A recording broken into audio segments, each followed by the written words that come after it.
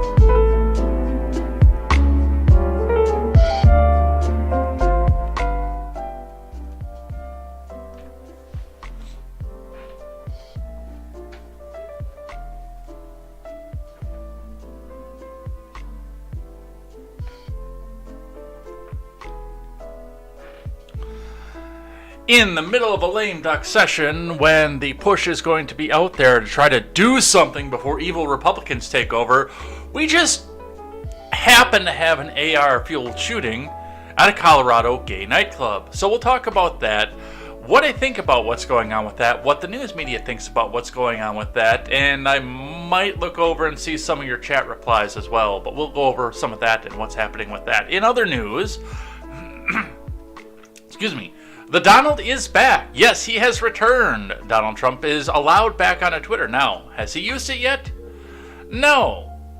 But it's there. And I mean, there are people out there that are already saying that Elon edited the tweets. But we'll go over that, what this means, and what's going to happen with this going forward.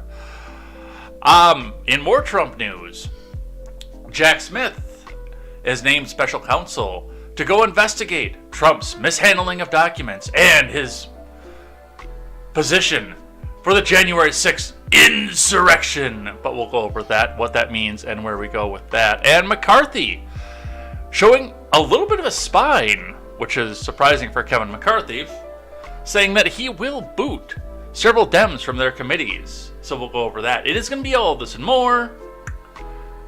Welcome to the Lame Duck Session. I am Jay Edgar, and this is Contemporary.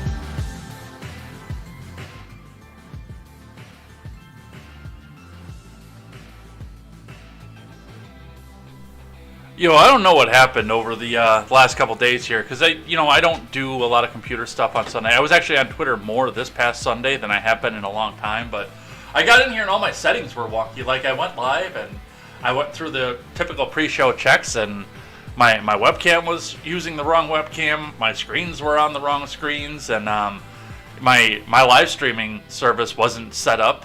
Well, the live stream page where I go to get the link to go share it out, nothing was set up right, and nobody's been in here as far as I know, but just it wasn't anything major. It's just little stuff, and it all added up. So I don't know what happened there, but we got it all ironed out, ready to go. We are here. This is Contemporary. My name is Jay Edgar, and we are ready to talk about the news. So, and there's a lot of it going on right now. Definitely is. So we'll go over some of that. There's some finance stuff going on here, including I do have a second finance article, which is a video of Joe Biden telling you how to deal with some of the high costs this winter. I think that you guys will enjoy that as well. So we'll go over all of that, plus the Trump return to Twitter. We've got a semi-famous death, not a real famous death this time, not like a huge star that everybody's going to know, but somebody that I know who it was, at least, and I think some of you guys who are a bit younger than me will probably remember him too. So we'll go over that. We'll go over the Trump Twitter thing, the Colorado shooting. That thing stinks to high heavens. Absolutely stinks to high heavens. And even my former representative, Paul Ryan, getting into it and telling us, you know, hey, I'm a never again Trumper. We know, Paul. We know. But it's going to be all this and more over on Contemporary. Before we get started, make sure you guys go check out great programming such as The Daily Ignoramus, The Breakdown with Birkenhoff, The R-Rated Conservative, The Porch Boys. Go check out Tweets by Brit, Overruled with KTZed, Mr. Behavior over on the Twitch side, The No Gimmicks Podcast at PJ Patriot, as we attempt to build a community where we can get you news, commentary from the common man for the common man. It's going to be a great time. We hope to see you over there once we get everything up and started, and I will be taking...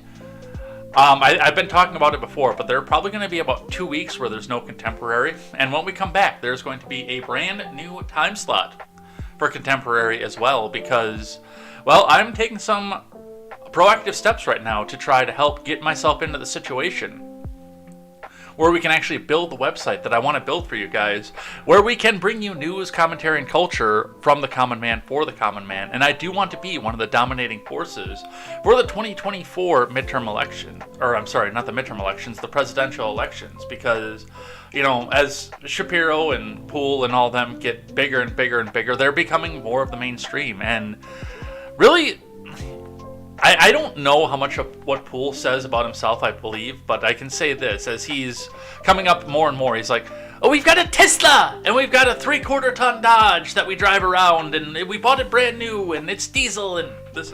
Dude, you are so far out of step right now with the common man that you try to cater to when you started off, and I do want to try to keep ourselves, and I hope that we'll actually get rich, but I still want to keep myself catered to a point where most of my creators are from the common folk for the common folk. So we will see how we can get that going here. Will be a renewed push after we get up and moved and everything squared away here. But with that, go check out all those great creators who are going to be on board to help us out as we go. And let's get started into the news.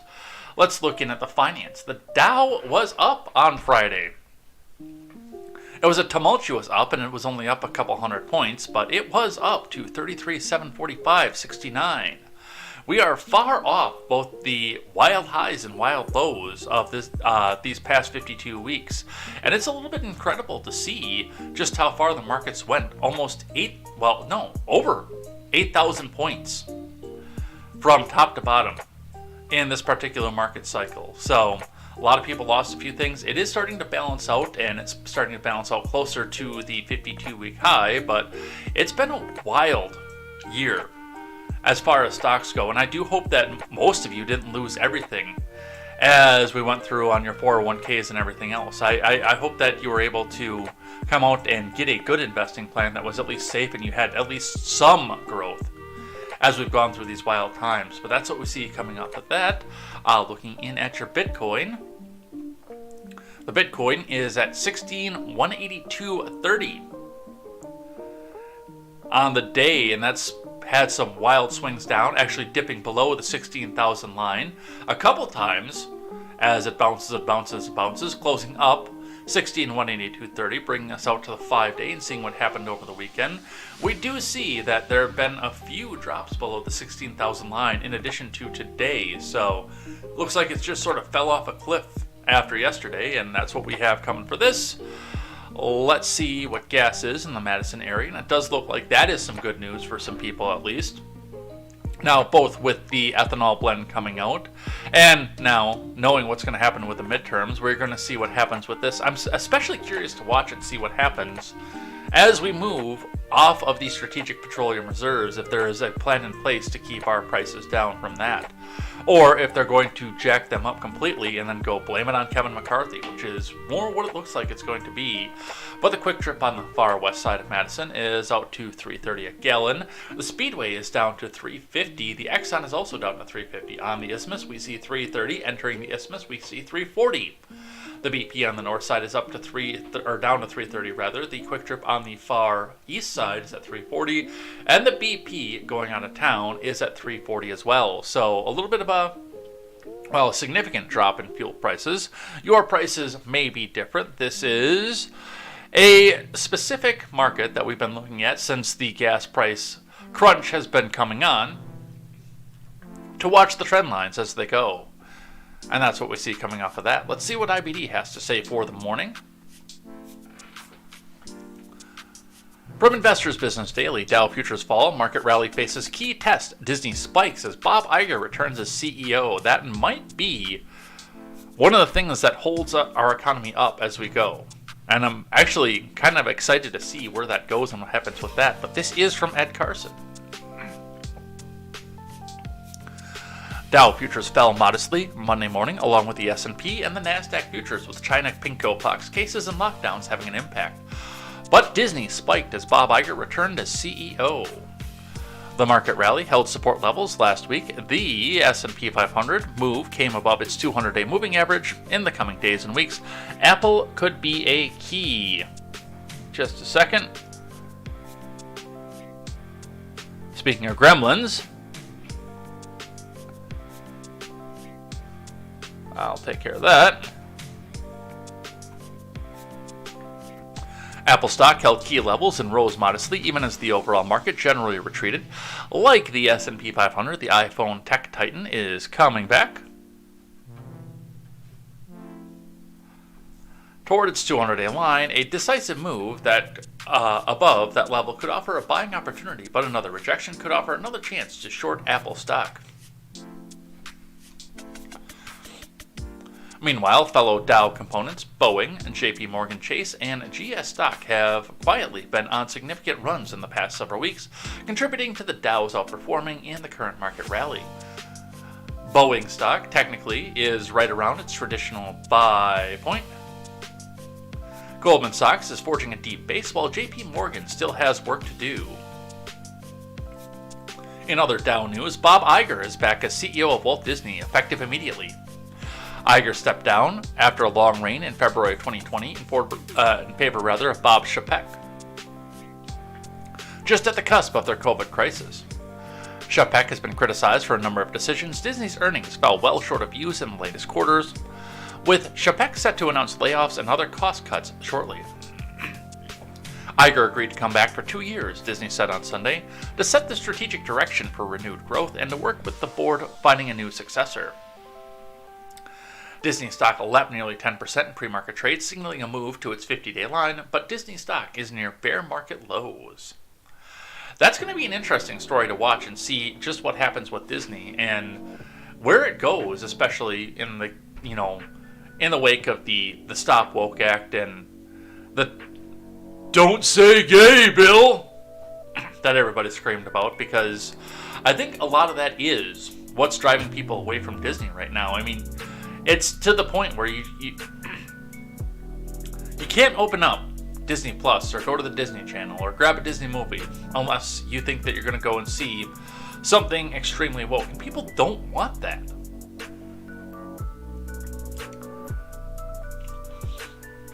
Of course, there's going to be demand to come out here and keep it the way that it had been, for the simple reason of, we've become so polarized that you can't cater to one side of your audience without alienating the other. But it's going to be interesting to see what happens with that, where that goes, and what we see off of that. As far as Kathleen Kennedy goes, I'm not sure what that's going to mean as we go into the Star Wars side, but I do have to wonder now if there are going to be renewed talks between Iger and DeSantis, for example, to try to get everything going back up and try to get that tax-exempt status back going, which, taxation is theft. So, hey, let's see more tax exemptions going on with that. But that's what we see for that. On the futures, Dow futures fell 0.1 versus fair value, with Disney helping to limit losses. The S&P fell 0.4 and the Nasdaq lost 0.6. Crude oil edged lower, copper fell 1%. The Hang Seng fell 1.9% with Beijing in effective lockdown as the city reported Pinkpox deaths for the first time in months. I'm sure. China COVID cases are soaring, nearing official all-time highs. Conflicting signals from Chinese officials have added to confusion regarding its strict zero-COVID policy. Remember, overnight action in Dow futures and elsewhere doesn't necessarily translate into actual trading in the next regular stock market session. So that's what we have coming off the markets here.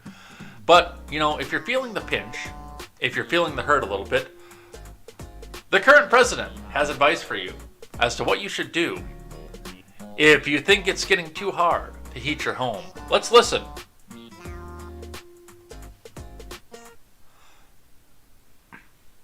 Windows, $500 for new doors, $2,000 to install a heat pump, $600 to replace electric panels. Here's what this means. If you're living in a home with a drafty windows and doors starting January 1, you'll be able to save up to $1,100 in the cost of replacing them. And that's just on the upgrade. You're also going to save a lot of money going forward because your utility bills will be lower. And that's good for your wallet, but it's also good for the environment because you're using less energy. And that's not all. If you want to install solar panels on the roof, you can get a tax credit for 30% of the cost. It'll bring down the cost of installation by about $7,500. And when you get to keep savings money on your electric bills for the remainder of the year, Windows, $500. There you go. If you can't afford your heating bills right now, then go ahead and spend a bunch more money putting new windows in and putting new solar panels in. Let them install solar panels.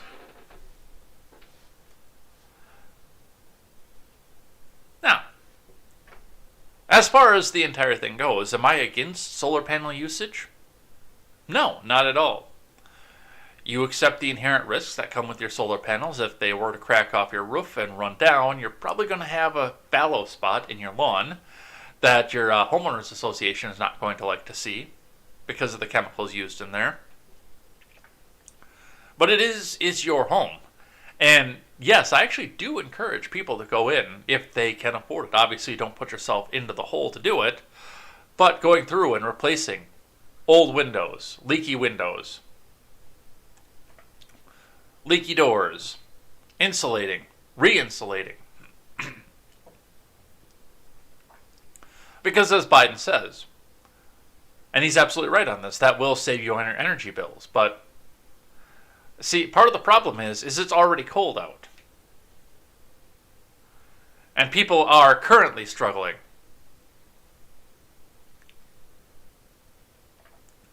See, the time to make the statement like this would have been, maybe in 2019, when all the employers out there were begging for more people, demanding that they get more, and begging people to go back and leave their comfortable positions to go find a new job and a new opportunity. Related, Biden also says homeless people should just buy houses and stop living outside. That's right. Because nothing says, I'm going to stop myself from struggling by spending 30 grand to have a contractor and put windows in the middle of winter.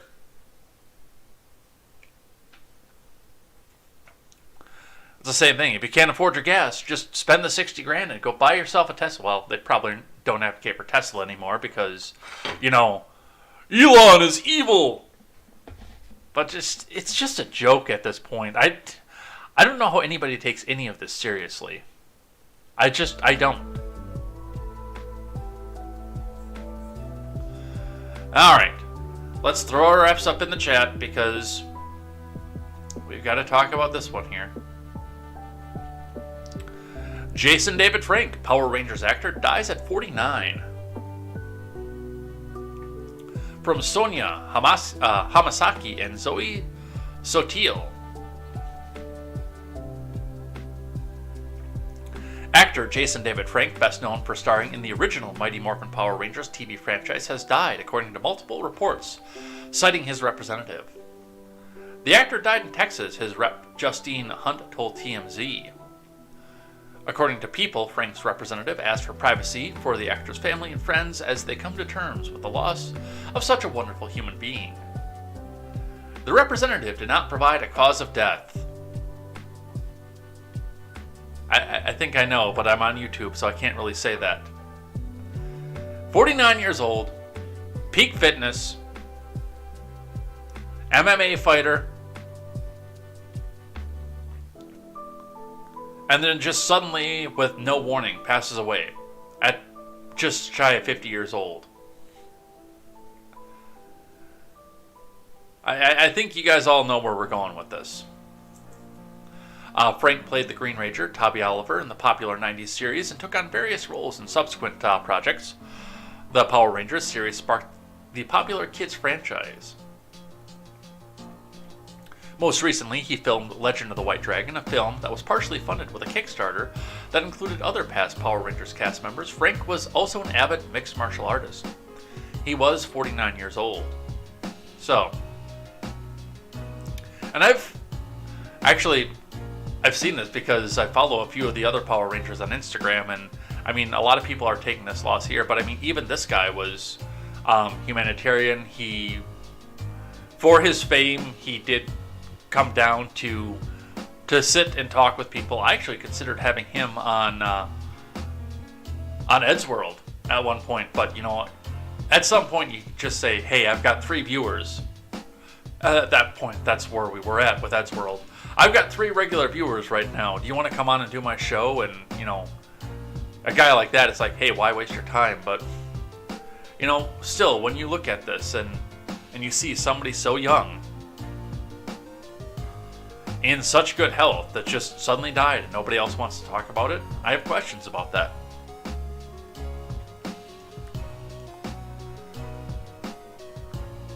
Not a lot of other details have come out about this, but yes, the Green Ranger is gone. I guess that green candle finally burnt out. After all those years.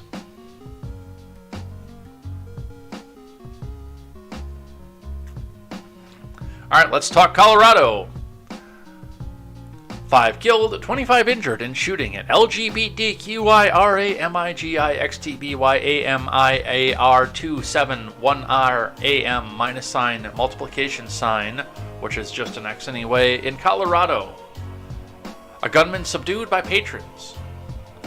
From Thomas Pipert and Jesse Bedane, contributing from the Associated Press to WYFF, Channel 4 NBC.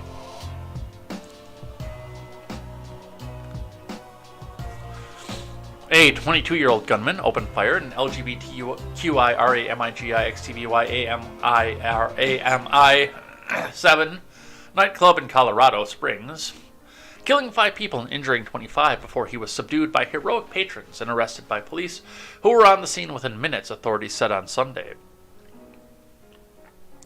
2 firearms, including a long rifle, were found at Club Q after the Saturday night shooting, said Police Chief Adrian Vasquez. Investigators were still determining a motive, and the attack was being investigated to see if it should be prosecuted as a hate crime, said El Paso County District Attorney Michael Allen. Charges against the suspect will likely include first-degree murder, he said. Police identified the gunman as Anderson Lee Aldrich, who was in custody and being treated for injuries. How long is this? Detectives are all... So, we've got a short, really short, like 15-second clip of the press conference. Let's listen to that. Detectives are also looking to identify if there were any other individuals who assisted the suspect. The motive of the crime is part of the investigation, and whether this was a hate crime is part of that investigation. A man with that name was arrested in 2021 after his mother reported he threatened her with a homemade bomb and other weapons, authorities said. They declined to elaborate on that arrest. No explosives were found, authorities said at the time. And the Gazette in Colorado Springs reported that prosecutors did not pursue any charges and that the records were sealed. Boy, that's funny. Authorities were called to the Club Q at 11:57 p.m. Saturday with a report of a shooting, and the first officer arrived at midnight. Joshua Thurman said he was in the club with about 24 other people and dancing when the shots began. He initially thought it was part of the music until he heard another shot and he saw the flash of the gun muzzle. Thurman, 34, said that he ran with another person to a dressing room where someone was already hiding. They locked the door, turned off the lights, and got onto the floor but could hear the violence unfolding, including the gunman getting beaten up, he added. I could have lost my life. Over what? What was the purpose? He said as tears ran down his cheeks. We were enjoying ourselves. I am not going to do the voice for that. That's going to be like key one way to get kicked off YouTube. We were in our space, our community, our home, enjoying ourselves like everybody else does. The gunman was confronted by at least 2 heroic people who stopped the shooting. Vasquez said, "We owe them a great debt of thanks," he added. Of the 25 people injured, some were in critical condition, and at least 2 had been treated and released, officials said, adding that some were hurt trying to flee. And here we go. Now we're going on to the emotional side of things. The shooting brought back memories of the 2016 massacre at Pulse LGBTQIRAMIGXTBYAIMIR nightclub in Orlando that killed 49 people, and it occurred in a state that's experienced several notorious mass killings, including Columbine, a movie theater in Denver, and at Boulder Supermarket last year. Yeah, what's your issue, Colorado? This seems to happen to you more often than anybody else. It was the 6th mass killing this month. Yeah, I'm sure. And it came in a year when the nation was shaken by the deaths of 21 in a school shooting in Uvalde. Yes, the appeal to emotion is here. Club Q is a gay and lesbian nightclub that features a drag diva drag show on Saturdays, according to its website. In addition to the drag show, Club Q's Facebook page said planned entertainment, including a punk and alternative show, preceding a birthday dance party with a Sunday all-ages brunch. All ages, you say?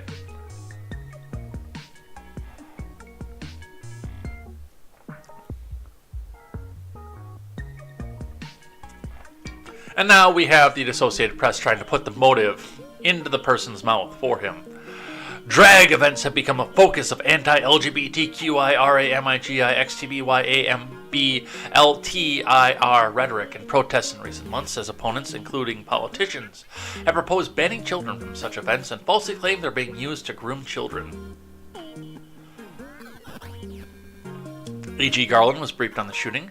Justice Department spokesman Anthony Coley said the FBI was assisting, but said the police department was leading the investigation. All right, let's talk about some of the things that are happening with this. Shut up. We are actively... So, there is a lot to talk about with this. The first thing that I want to point out is the timing. Now, after the Whitmer attempted kidnapping, I have been suspicious of anything that made major national news like this. But let's talk about what's happened in the last week. Number 1, we're entering into a lame duck session, which means that the parties that are in power are going to be working night and day, inside and out, to get their last-minute legislative pushes done. And by the way, that includes, when you're doing last-minute legislative pushes, that includes situations and things like, let's try to get gun control passed before the evil Republicans take over in Congress.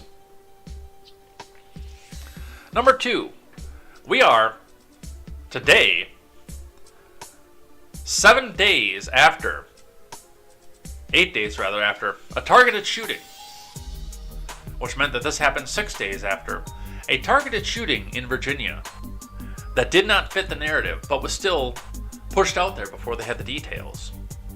Instead of being a lone wolf, white man with an AR-15, it was a swarthier gentleman. I'm trying to walk my way around the YouTube censors with this one.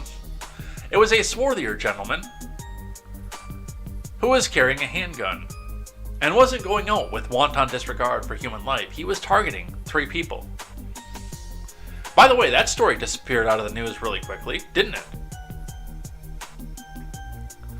When's the last time you heard anything about that one?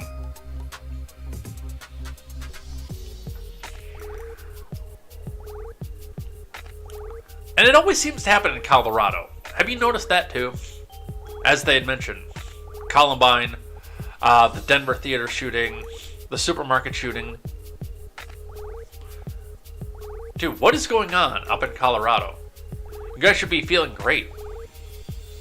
You have the ability to be stoned all the time if you so choose. I don't know. I don't buy any of this here. And Processing the scene at Club Q. will you stop talking? Seriously. The big one for me is the fact that this is yet another one who was known to the FBI. And his record was mysteriously sealed. That's right. We can't see anything, any part of what it is that he was doing. We can't use any of this as reference. We can't go back and look at his record. We can't see the arrest record for when he had the explosives. We'll be talking just a bit more about this one here, but the big one for me, when I look at something like this happening, when it happened and now, is, again, what was pulled and done behind the scenes to make sure that this guy could get his hands on these weapons and cause the massive amount of destruction that he did. Because it seems funny to me that all these people, Nicholas Cruz, the guy in Buffalo, the guy in Uvalde, who had all these arrests behind them, who were just so young, can't really have many adult records behind them, but still were known to the FBI, can walk right in and grab an armament, typically in a situation where they couldn't afford it. Like with Cruz, like with the Uvalde kid, and honestly, with the Manifesto kid from Buffalo too, in situations where they just... These are items that are out of reach of these people. Financially, typically. If they'd have used whatever cheap knockdown version, and there are cheap knockdown versions of AR platform. If he'd have grabbed one of those, I'd have been less suspicious about Uvalde, but he had the Cadillac, the top of the line. Daniel Defense.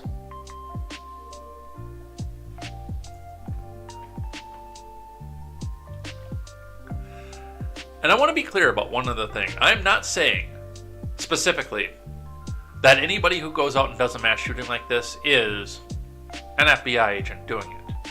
I know there are people that go down that road. I am not going down that road. But it does seem that people who probably should not be under the current laws having firearms, because they've got a red flag, especially in a red flag state, because they've got a red flag, because they're known to the FBI, because of a myriad of other problems,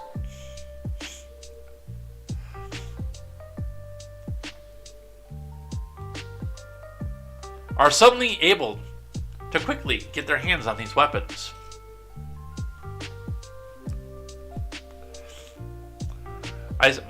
There was somebody who was tweeting who was asking if I thought that the kid, and I can't think of his name, down in Uvalde was an FBI agent. I said no.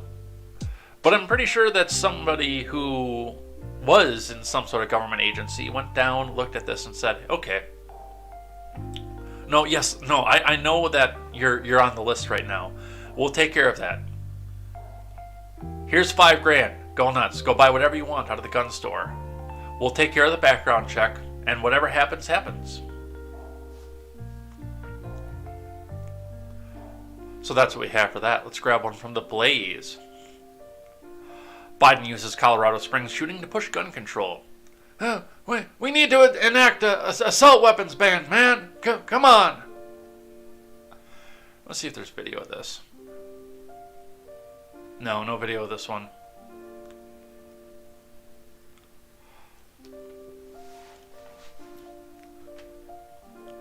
This is from Paul Saka. President Biden didn't wait very long to utilize the horrific Colorado Springs shootings to push his gun control agenda.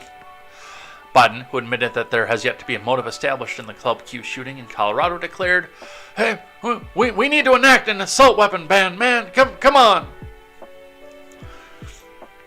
There were 5 people killed and another 18 injured in this tragic shooting at a gay nightclub in Colorado around midnight on Sunday. The suspect, 22-year-old Anderson Lee Aldrich, reportedly burst into Club Q and began shooting people. 2 brave patrons at the LGBTQIRAMIGIXTBYAMRI plus sign nightclub subdued the gunman before more people could be harmed. Colorado Springs Police Chief Adrian Vasquez said that Aldrich had used a long rifle in the shooting and 2 firearms were found at the scene, according to CNN. The New York Times, a former newspaper, reported early reports indicate the suspect entered the nightclub wearing body armor and began firing with an AR-style assault rifle, according to 2 law enforcement officials briefed on the shooting. The investigation is in its infancy, and the motive has yet to be determined by authorities. Biden issued the statement regarding the Colorado Springs shootings on Sunday. No motive in this attack is yet clear. We know that the LGBTQIRAMIGIXT+7 community has been subjected to horrible hate violence in recent years, the statement said. Biden claimed gun violence continues to have a devastating and particular impact on the... Jill, I don't remember the letters. Communities across our nation, and threats of violence are increasing. He cited the 2016 shooting at the Pulse nightclub in Orlando. Biden added, We continue to see the epidemic of violence and murder against transgender women, especially transgender women of color. We must drive out the inequities that contribute to violence against the rainbow people. You know, my daddy, he used to say, Joey, those guys are in love, man. President Biden noted that the Colorado Springs shooting used a long rifle. Biden then pushed his gun control agenda that he's advocated for since '94. We must address the public health epidemic of gun violence in all its forms. Earlier this year, I signed the most significant gun safety law in nearly 3 decades, in addition to taking other historic actions, but we have to do more. We need to enact an assault weapons ban to get weapons of war off America's streets, man, come on.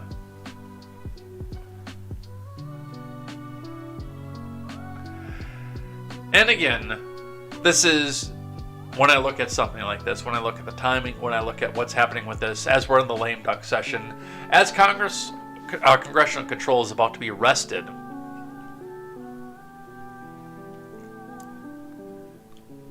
from Democrats, all those last-minute little policy procedures and pet projects that they have to get done now. And what an interesting time for there to be suddenly a mass shooting against a marginalized group. I don't know. Sounds like crap to me.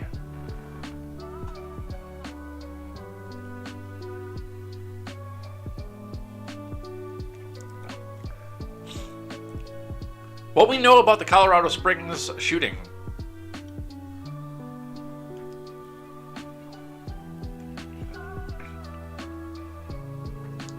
A 22-year-old killed at least 5 people and injured 25 others in an LGBTQIRAMIGXTBYAMYM Nightclub in Colorado Springs just before midnight Saturday, police said on Sunday. Let's see. Aldrich is being treated in a hospital, police said. Officers did not shoot at him, police said. The shooting lasted just minutes. The violence lasted just minutes. Police received numerous 911 calls starting at 11:56 p.m. Officers were dispatched at 11:57. An officer arrived at midnight, and the suspect was detained at 12:02 a.m., police said. A total of 39 patrol officers responded, police said, and Fire Department Captain Mike Smaldino said 11 ambulances went to the scene. Josh Thurman told CNN affiliate KOAA that he was inside the club dancing when he heard gunshots and saw the muzzle flash. We read about that in the initial. Police are investigating whether the attack was a hate crime, but we have no motive yet.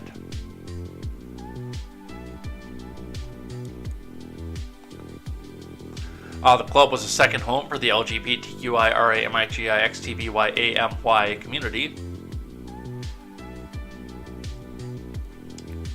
Colorado Governor Jared Polis, a Democrat and the nation's first openly gay governor, issued a statement Sunday calling the attack horrific, sickening, and devastating, and offered state resources to local law enforcement.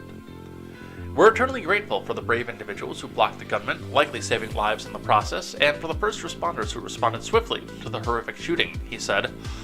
Colorado stands with their LGBTQIRAMIGIXTBYAMYAL community and everyone impacted by this tragedy as we mourn together.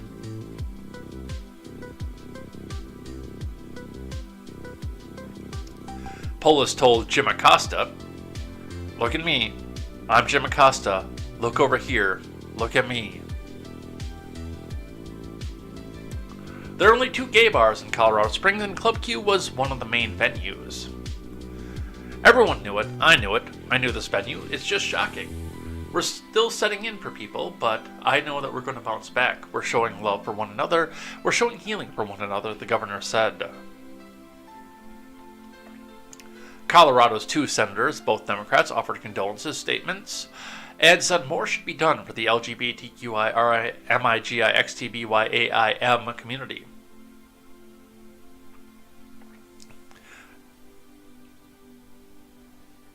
We have to protect LGBTQ lives from this hate, said John Hickenlooper.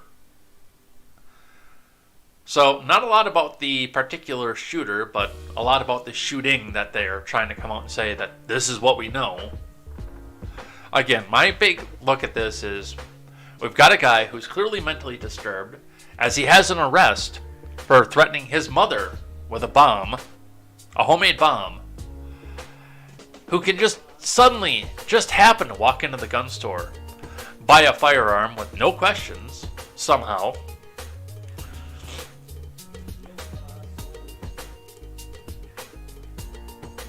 and walk back out and go commit the shooting. Now, one of the questions that's actually been posed around Twitter that I've noticed and responded to was somebody had asked, well, if a baker who's baking a gay wedding cake is seen as participating in the gay wedding, does that mean that the gun store owner who sold the gun is participating in the mass shooting? And my answer to that, by the way, and these are the kinds of things that they're going to try to use as they try to get their motion wrenching out here and try to ban everything that they don't like rather than just not buying it,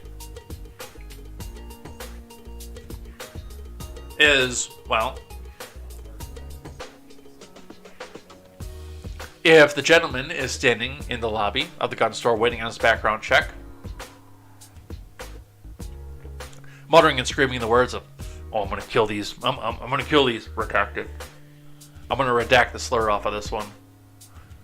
Even though I've said it on Generational Gap, I'm going to redact it off this one because there might be kids watching. This is the time slot where parents are bringing their kids to school. I'm going to kill these. I'm going to murder all these. Redacted. I'm going to take this gun and I'm going to go to this club and I'm going to kill all these. Redacted. If he is standing in there in the lobby muttering that, and the gun store owner still feels safe to go and clear the background check, and sell the rifle, then yes, he is absolutely complicit. One thing to keep in mind is right to refuse service, especially in gun sales. If I own the gun store and I have a gentleman come in, passes background check, but looks like he's real shifty, like he's planning something, like he's real nervous about something, especially going through the background checks. If he looks nervous during the background check, I'm not going to sell him crap. Even if it passes, I'm not going to sell him crap. He can go somewhere else. But if he's in there, and he's saying that he wants to go back out and cleanse the world of various minorities that he doesn't like, then no, he's not getting a gun from me. And furthermore, anybody who does sell him a gun at that point is complicit. But the thing with this one is we don't know where he got the armament. I mean, this is not a full-on documented like it was with Uvalde, where they knew within minutes that he bought the Daniel Defense armament from this store at this moment.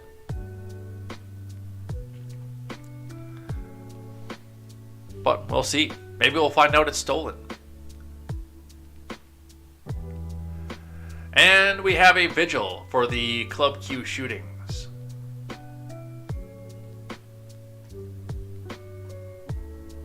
We're not going to watch all of this, but we'll catch some of it here quick. I want to start off today by introducing Goddess Taisha, who will be taking us through a libation ceremony.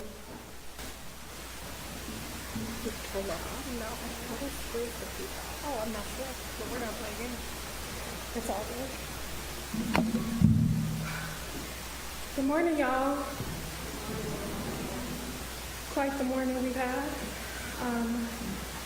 Today I offer you a libation. Those who might know, it is an African tradition in which we give thanks to our ancestors, as unfortunately we are here in grievance, and maybe even, I know it sounds really hard this morning to say that, but also in celebration of life, because things come out of full circle. 60% of our bodies, over 60% is made out of water, and in this African tradition, we offer water to our ancestors so they may drink, so they may come into fruition. Today I brought a plant. You can do libation in any way. In the Black community, we might give some to our homies. You might see that. And that is a piece of our tradition, keeping our tradition alive in libation. So I'm going to ask for you, if you feel comfortable, for us to have this space right now, to hold space for the people that have came before us as we sit together in community in ways. So if you haven't done libation previous to this experience, what we generally do is that we call one of our ancestors, we call one of our ancestors' names, and then we say the word Ashe right after, okay? And Ashe means, it's a praising name, a word, it's not a name, it's a word that we say, blessed be, let it come to be. If that feels comfortable, feel free to do that, or do what feels good in your spirit. We all have these traditions. Grief is very heavy. It has its own stages. It looks differently in every single second. So I won't tell you what to do during this time because this is your time, but I would ask you to come into the space of participation. Before we do this, can we all just take a deep breath? Can we just ground ourselves for a second? I know that sounds really hard. We're going to take a deep breath from our nose, and we're going to hold it. Okay, I don't know what I was expecting from this video, but it was not that. I thought we were actually going to have a conversation about the people who were lost and what reasons this could have been, instead of just we're gonna breathe through our nose and hold our breath. So apologize for that. Let's talk Trump, because I'm pretty sure that's why most everybody is here this morning, to go talk about Mr. Trump.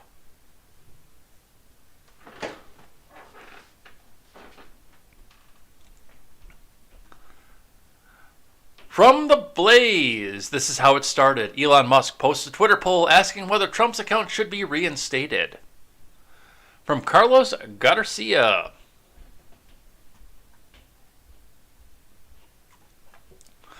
Billionaire entrepreneur Elon Musk on Friday published a Twitter poll asking whether he should reinstate former President Trump's account. The poll received more than 3 million votes from Twitter users only 2 hours after it was published. Yeah, it hit about 15 million votes, and trust me when I say that there were more bots in this poll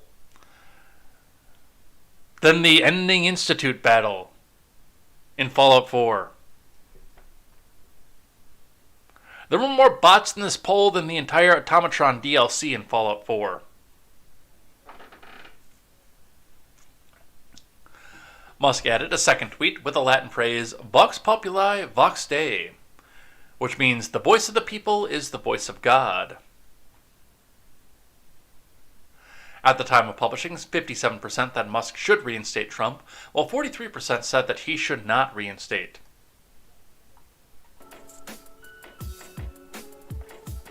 Twitter suspended Trump's account during the rioting at the U.S. Capitol on January 6th.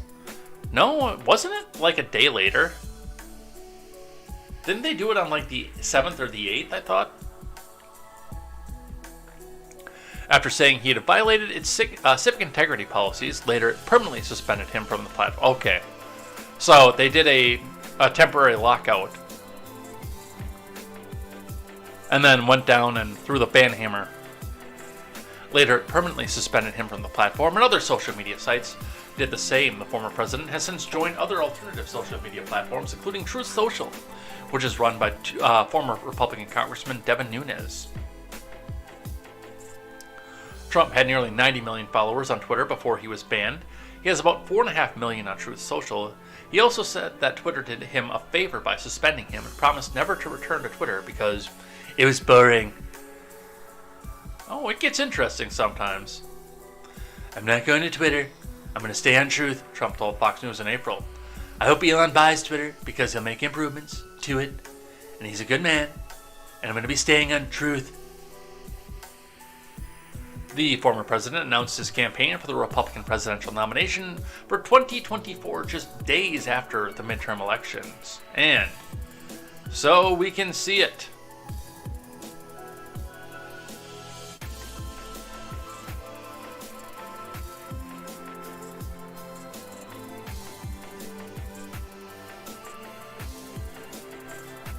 I don't know why I didn't pull this up first. He is indeed back. He is back. With the last two tweets. You know, we're sitting in the situation where everyone's coming out saying that he used Twitter to fire up his base. Look at him. He used Twitter for this.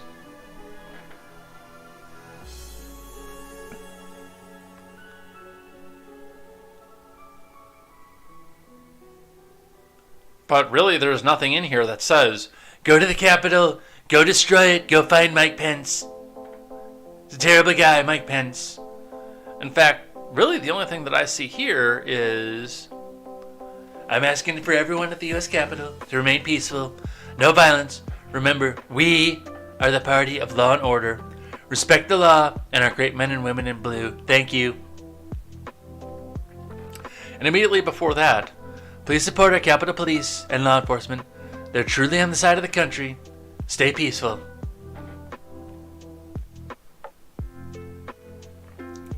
And then the concession. I remember that day.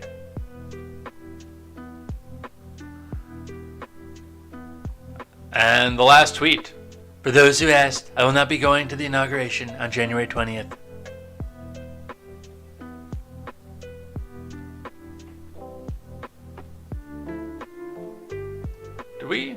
Have we listened to this before?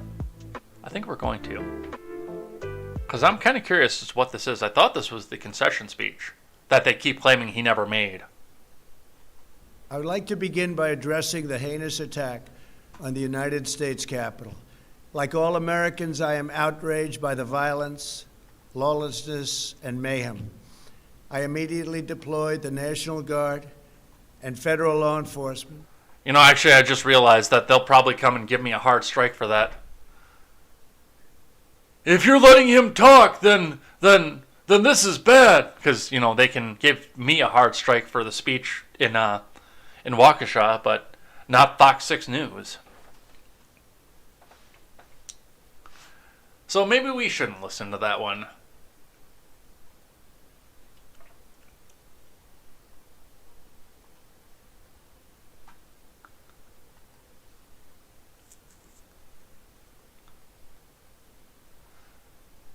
But, coming off of this from CNN, it became official after the poll ran. Elon Musk restores Donald Trump's Twitter account from Claire Duffy and Paul LeBlanc.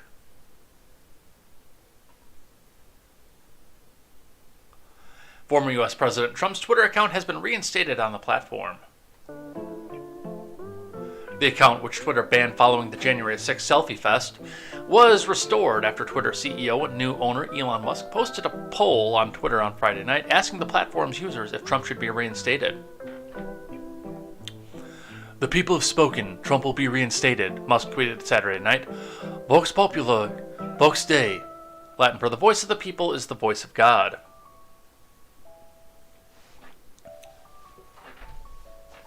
The final poll results on Saturday night showed 51.8% in favor and 48.2% opposed. The poll included 15 million votes. The much-anticipated decision from the new owner sets the stage for the former president's return to the social media platform where he was previously its most influential, if controversial, user. With almost 90 million followers, his tweets often moved the markets, set the news cycle and drove the agenda in Washington.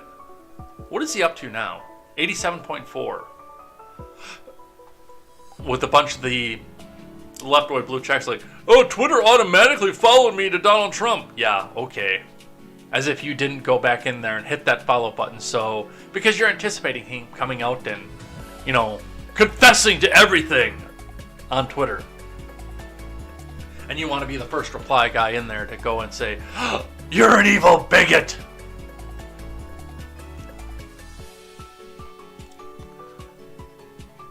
Trump has previously said he would remain on his platform, Truth Social, instead of rejoining Twitter, but a change in his approach could hold major political implications. The former president announced this month he will seek the Republican presidential nominee in 2024, aiming to become only the second commander-in-chief ever elected to 2 non-consecutive terms. So, with that being said, one of the things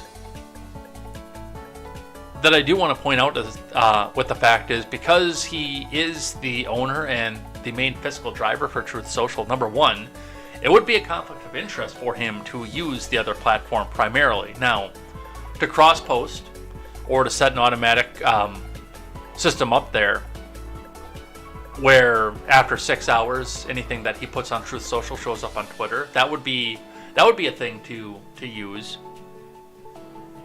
And I think would be advantageous for him. But if I read everything correctly with the contracts that he does have a contract where he can't put anything to another social media platform until it's been on Truth Social for 6 hours. And that's just good business practice. You own the company, so use the platform. I don't have any issue with him doing that either. By the way, I think that's probably a good thing. I think it's probably a good idea. But as we saw, it does not appear that there has been any new activity on the platform since he's been allowed back. Last tweet coming out January 8th of 2021.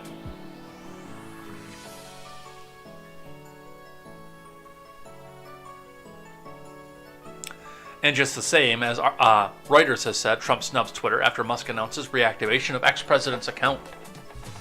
From Sheila Dang and Helen Koster, which, by the way, there have been a lot of wailing and gnashing of teeth over the fact that he's even allowed on the platform, in spite of the fact that he's not using it. But, again, as we get on in the timeline, especially when we talk about the January 6th Selfie Fest, a lot of what's here destroys the narrative.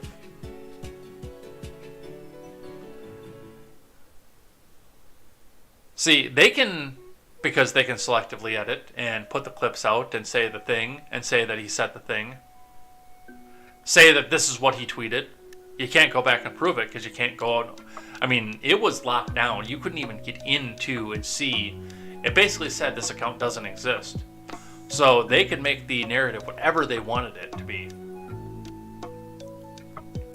They could say that he went out and gave the speech and whipped everybody up into a frenzy and said, "We're going to go to the Capitol and we're going to take it over.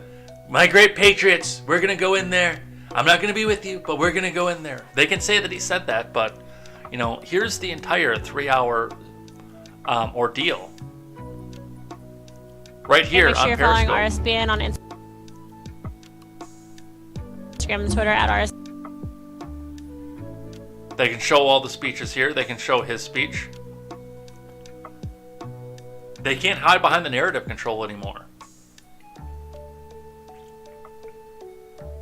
They can't sit out there and say, he never denounced. He never denounced everything. It's right there. And right there, even though we can't listen to that.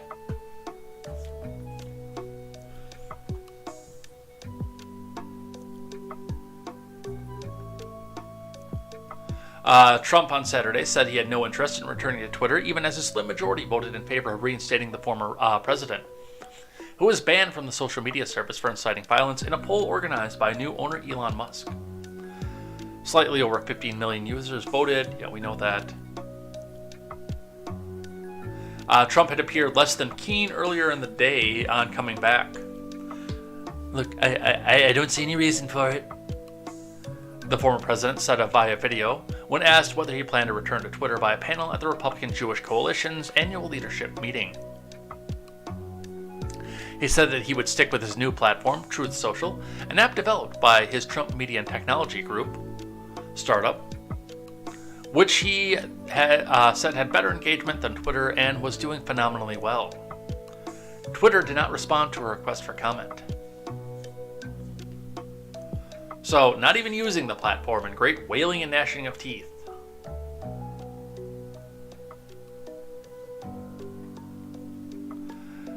Now, Elon is out there trying to bait him and goad him into coming back to the platform and using it again. Elon Musk, with the meme. There's Twitter, and there's Trump. Lead us not into temptation.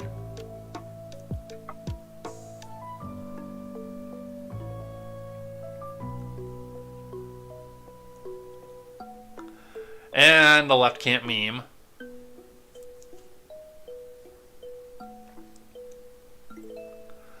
But other people have returned to the platform as well. CBS News. Kanye West returns to Twitter. Rapper Ye, formerly known as Kanye West, returned to Twitter Sunday, writing, "Testing, testing. Seeing if my Twitter is unblocked."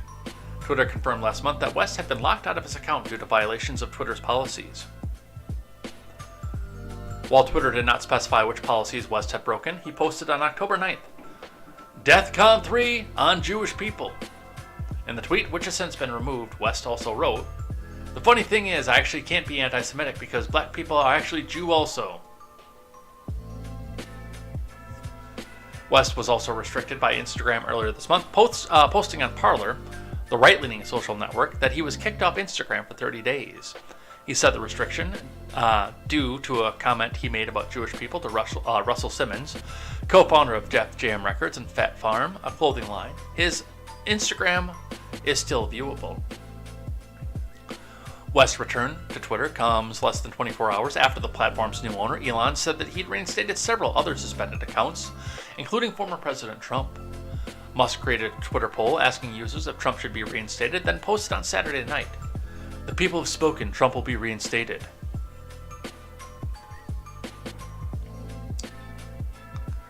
Politico reports Musk draws fire after lifting Twitter ban on Donald Trump. Yeah, because of course they did.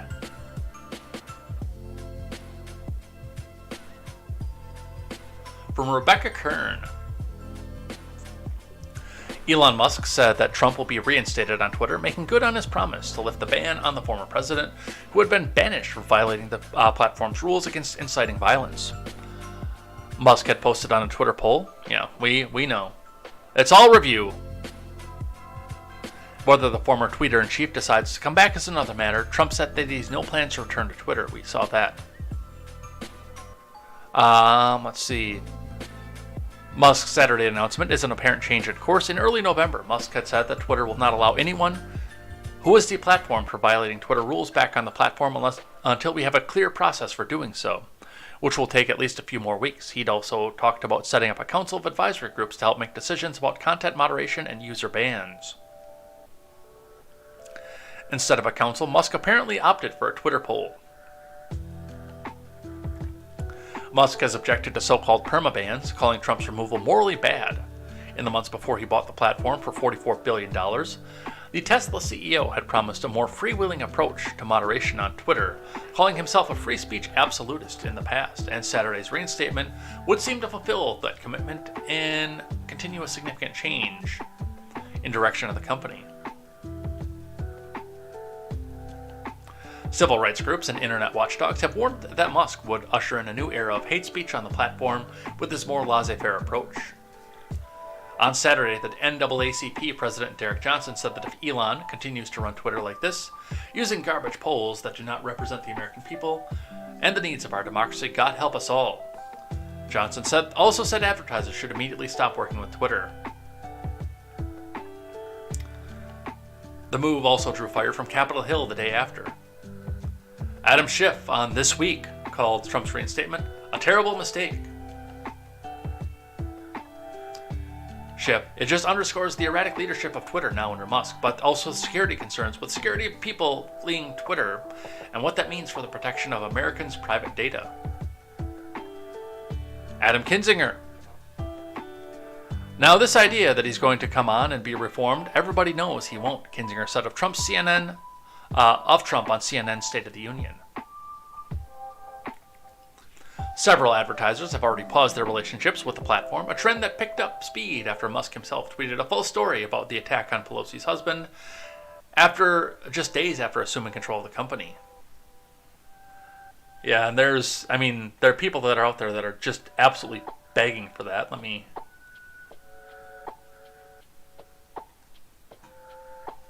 Let's grab this one here. Andrew Wortman, who is famous for being on Twitter. Dear remaining Twitter advertisers, Elon Musk's decision to reinstate Trump's account confirms he's unfit to manage the platform, refuses to uphold brand safety, and is jeopardizing the well-being of users who will be subjected once again to the toxic ravings of a mad criminal. And just so you know, he's hiding replies.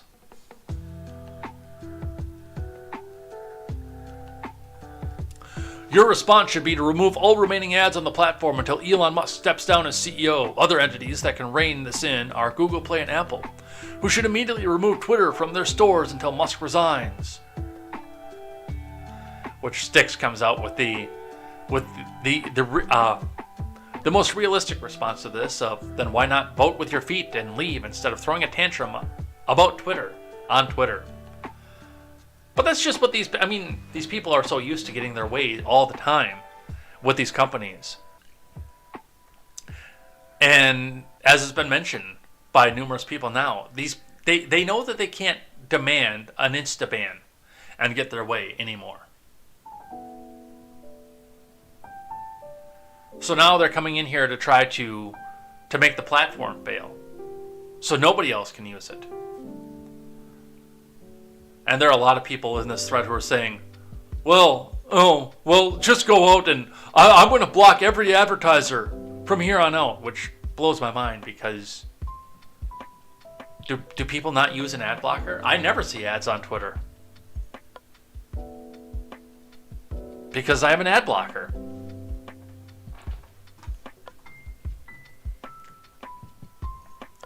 Leftists rage over Musk reinstating Trump's account on Twitter.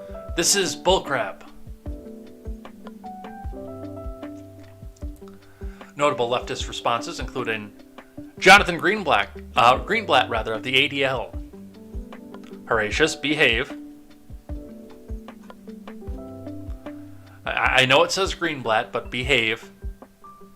For Elon Musk to allow Trump back on Twitter, ostensibly after a brief poll, shows he's not remotely serious about safeguarding the platform from hate, harassment, and misinformation. As we've said before, Trump used Twitter to foment intolerance, issue threats, and incite violent attack against the U.S. government. Moreover, he has shown no indication that he would do anything different given the opportunity. When the ADL and other Stop Hate for Profit leaders met with Elon on 11/1, he committed to not replatform anyone, regardless of stature, until he installed a transparent, clear process that took into consideration the views of civil society. I believe he did use a transparent and clear process. It was called a poll.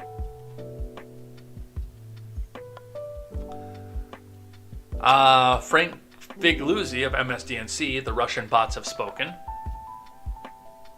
Well, they tried to, but they were outvoted by people who actually wanted to see this. Actually, I'm going to say that, again, there were more bots than the Ending Institute scene in Fallout 4. On both sides. SV Date of HuffPo. One, Trump was banished from Twitter, not because of cancel culture, but because he attempted a coup, using Twitter as a tool, then continued riling up his mob even after it failed. Yes, even though your narrative is debunked on that. Debunked! 2, getting back on Twitter will remind many people what a dangerous, unhinged president he was. Eric Weinstein, this is such BS, I'm sorry, but you lost me here. Are all major decisions going to be Twitter polls? Why not? Ever face the voice of people as a mob? Is a mob good? Come on. You want to reinstate him, so you did. Simple.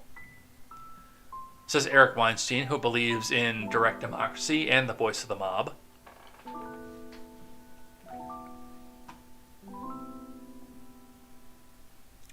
The NAACP. In Elon's Twitter sphere, you can incite an insurrection at the U.S. Capitol, which led to deaths of multiple people. Led to deaths, by the way. They're changing the official narrative because they're sick of getting called out. They'll still be allowed to spew hate speech and violent conspiracies on the platform. Any advertiser still funding Twitter should immediately pause all advertising if Elon Musk continues to run Twitter like this, using garbage polls that do not represent the American people and the needs of our democracy. God help us all. Well, we'll see. Again, while I think it would be advantageous for him to use the platform, I don't think he's going to. Especially if there's a 6-hour delay between when he has his bathroom thought on the gold-plated John and when he can post it on Twitter.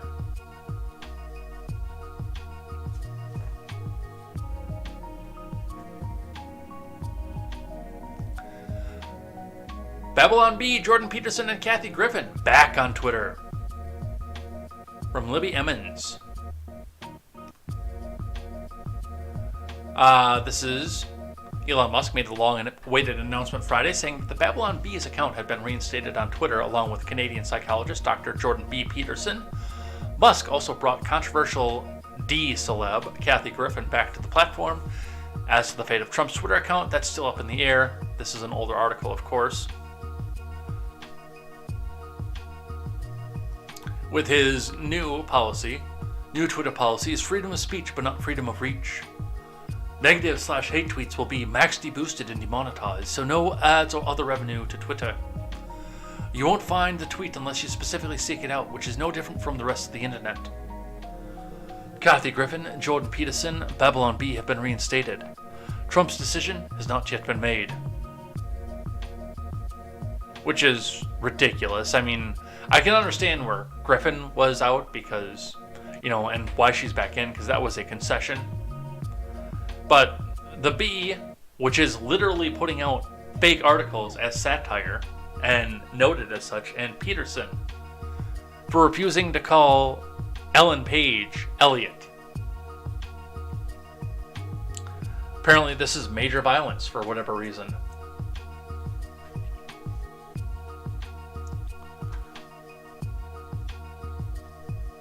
CBS even got into this as well, trying to make a statement off of this that lasted a full, maybe 48 hours. CBS News suspends Twitter posting in light of the uncertainty about Musk-owned social platform. How it started. By Variety, CBS News is halting its activity on Twitter over Elon Musk's turbulent and potentially devastating moves following the takeover of the company. KPIX5. Was it all CBS News or was it just the one affiliate?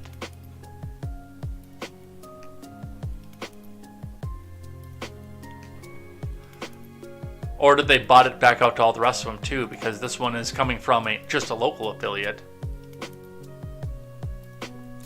In light of the uncertainty around Twitter and out of an abundance of caution, CBS News is pausing its activity on the social media site as it continues to monitor the platform.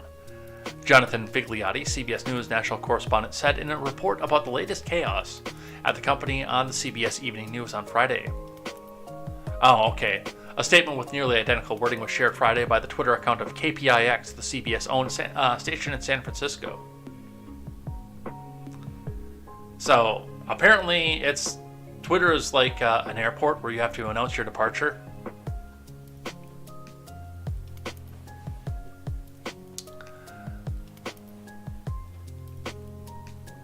And Elon Musk trolls CBS after it comes crawling back to Twitter. Blasts New York Times as a far-left brainwashing.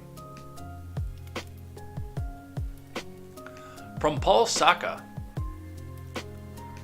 CBS stopped posting content on Twitter because of the social media company's alleged uncertainty under new CEO Elon Musk. However, the news network couldn't make it for a full 48 hours before returning. And we saw this part.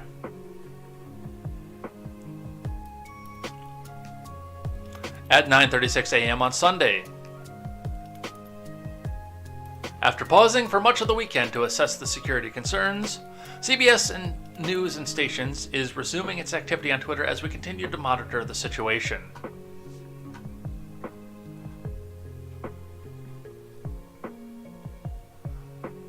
Musk replied to the tweet with a laughing hand over face emoji. Musk advised CBS News they should bring back Walter Cronkite. Musk later trolled CBS News by posting a meme that referenced the 2005 film Brokeback Mountain, starring Jake Gyllenhaal and Heath Ledger. The tweet had the caption, "Our love will never die."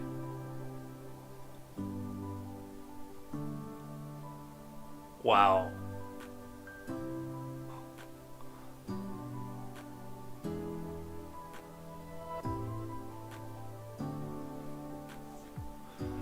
And Jordan Peterson being back on the platform got one of the big digs in off of that, and we'll just stick with that one.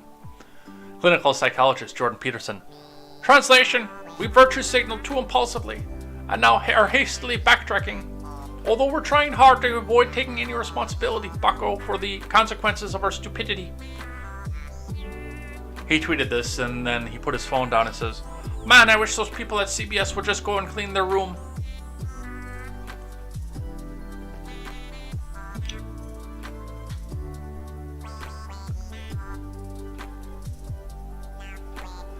Alright, in other news, and of course with Trump now being back on Twitter, being in the office, is now going to be sucking all the air out of the room. As far as everything goes, everything's going to be about Trump from here on out. Former Speaker Paul Ryan calls himself a never again Trumper.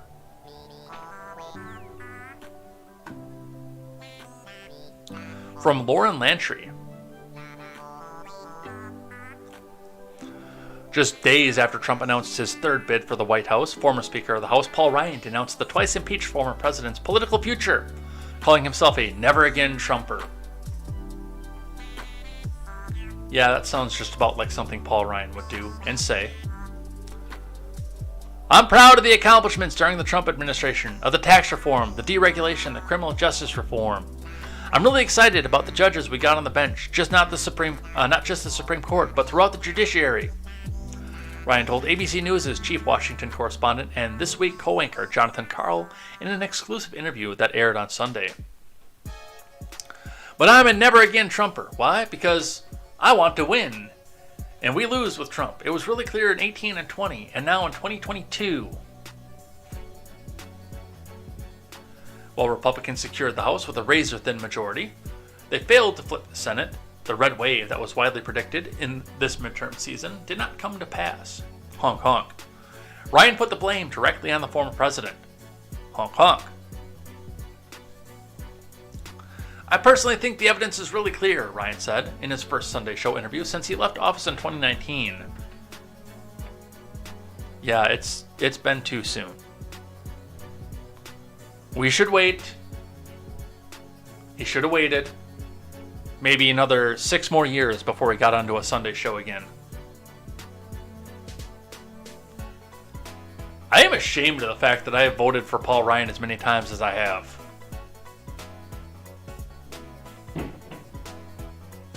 But he's in a position where he didn't really show his true colors until both he was speaker and then he was out of office. He's like Kinzinger in that way. Kinzinger kissed MAGA butt. See that? I caught myself. Kinzinger kissed MAGA butt in every opportunity that he could. Up until he got redistricted out and his district disappeared. And then he was the biggest enemy of MAGA that there was. And the American people and the Republican Party. Paul Ryan is no different either. Paul Ryan kissed the ring when it gave him power. And as soon as he didn't have to anymore because he had plenty of power, he turned his butt and showed his colors.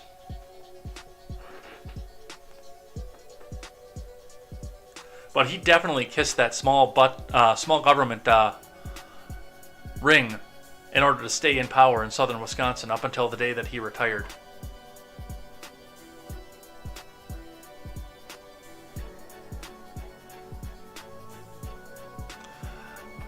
I personally think the evidence is really clear, Ryan said on his first Sunday Show interview since he left office in 2019. The biggest factor was the Trump factor. I think we would have won in places like Arizona, places like Pennsylvania, New Hampshire, if we had a typical traditional conservative Republican, not a Trump Republican. That's right. I might even come back to office if they give us a typical conservative Republican who wants to go get their pocket lined with Raytheon money and blow kids up in the Middle East.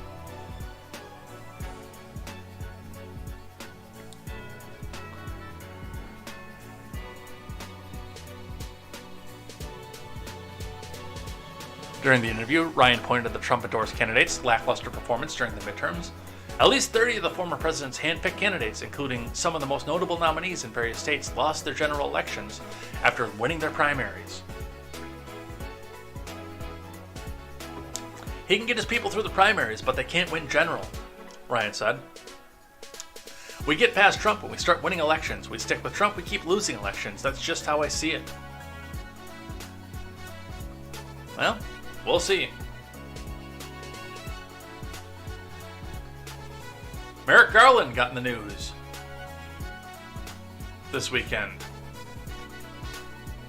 Aaron Rupar says, Garland announced the appointment of a special counsel to investigate Trump's coup attempt and mishandling of classified documents. Let's listen. I'm here today to announce the appointment of a special counsel in connection with two ongoing criminal investigations that have received significant public attention. The first, as described in court filings in the District of Columbia, is the investigation into whether any person or entity unlawfully interfered with the transfer of power following the 2020 presidential election or the certification of the Electoral College vote held on or about January 6, 2021.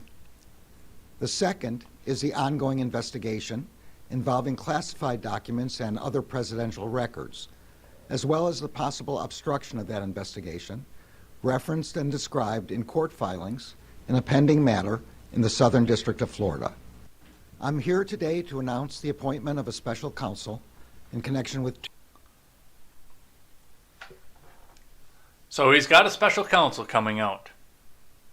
And it looks like they've named somebody, but, one of our super leftoid friends has made her suggestion on who it should be on the special counsel. But let's grab one from our friends over at NPR and listen to what it is that they have to say.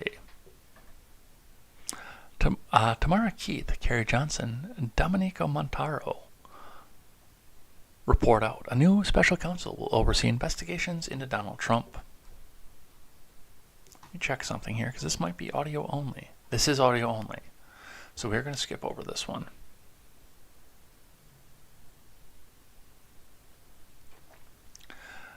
But our friend Jojo from Jers, my vote for special counsel in the Trump criminal probe. The Messiah.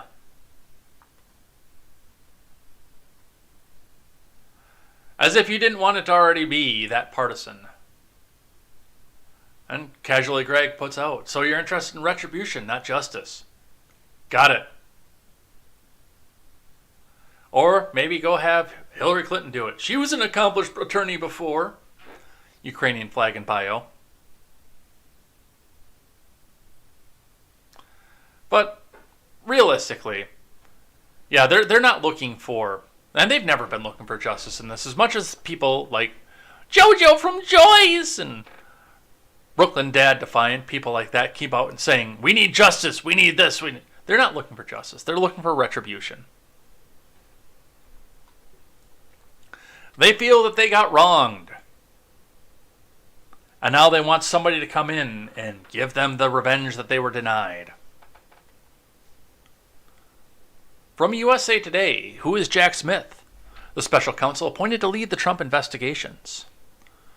From John Fritzy, Josh Meyer, and Kevin Johnson.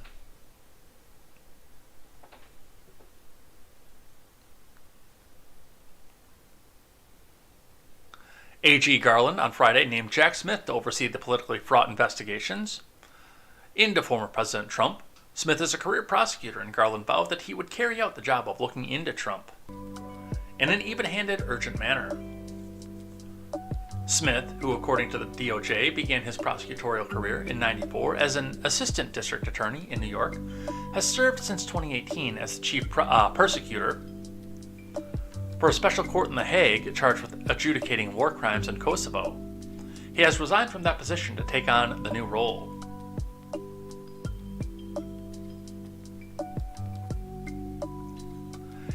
It will be no easy task. Trump's announcement this week that he will run for president in '24 has raised questions about how prosecutors will handle a difficult investigation that Trump has already dismissed as politically motivated.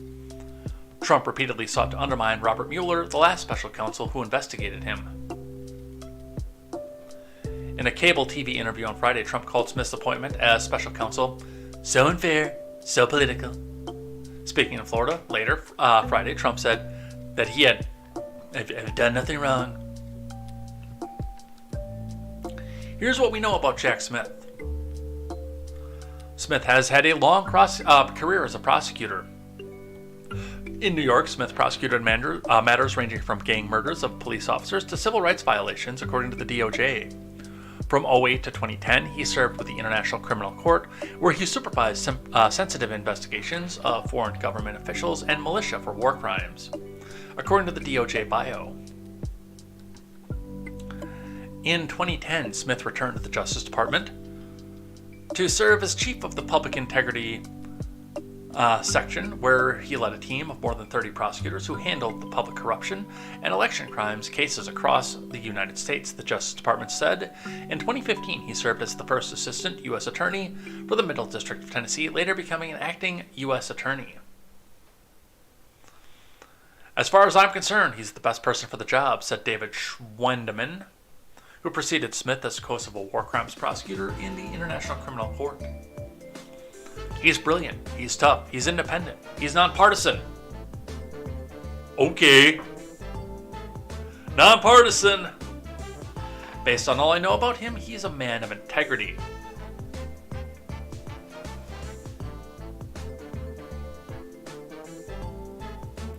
Schwendeman said Smith's international experience has also prepared him for what promises to be an intently politically charged appointment.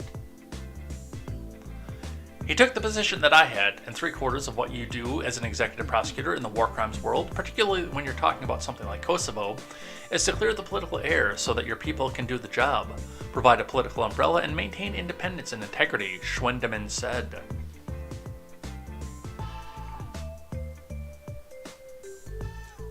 Smith will oversee a multi-pronged investigation into Trump's alleged efforts to subvert the 2020 election and the transfer of highly classified government documents to his Florida estate after exiting the White House.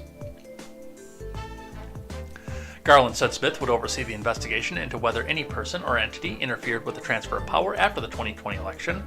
The department has been investigating alleged efforts to subvert the 2020 election and the summoning of the mob last year that led to the deadly January 6th assault on the U.S. Capitol. All right. So, there are reasons for this. Now, first off, Merrick Garland has passed the buck. And as we see, and I know Castor kind of criticized us for being addicted to Twitter, but one of the things that we can do when we look at this is see people, especially because left-wing Twitter is so highly promoted, is to see opinions that don't necessarily align with their own views and see how much demand there is to get this investigation going and to have Trump charged. Now, as far as I can tell, after investigating and hashing this out and doing this for 2 years now,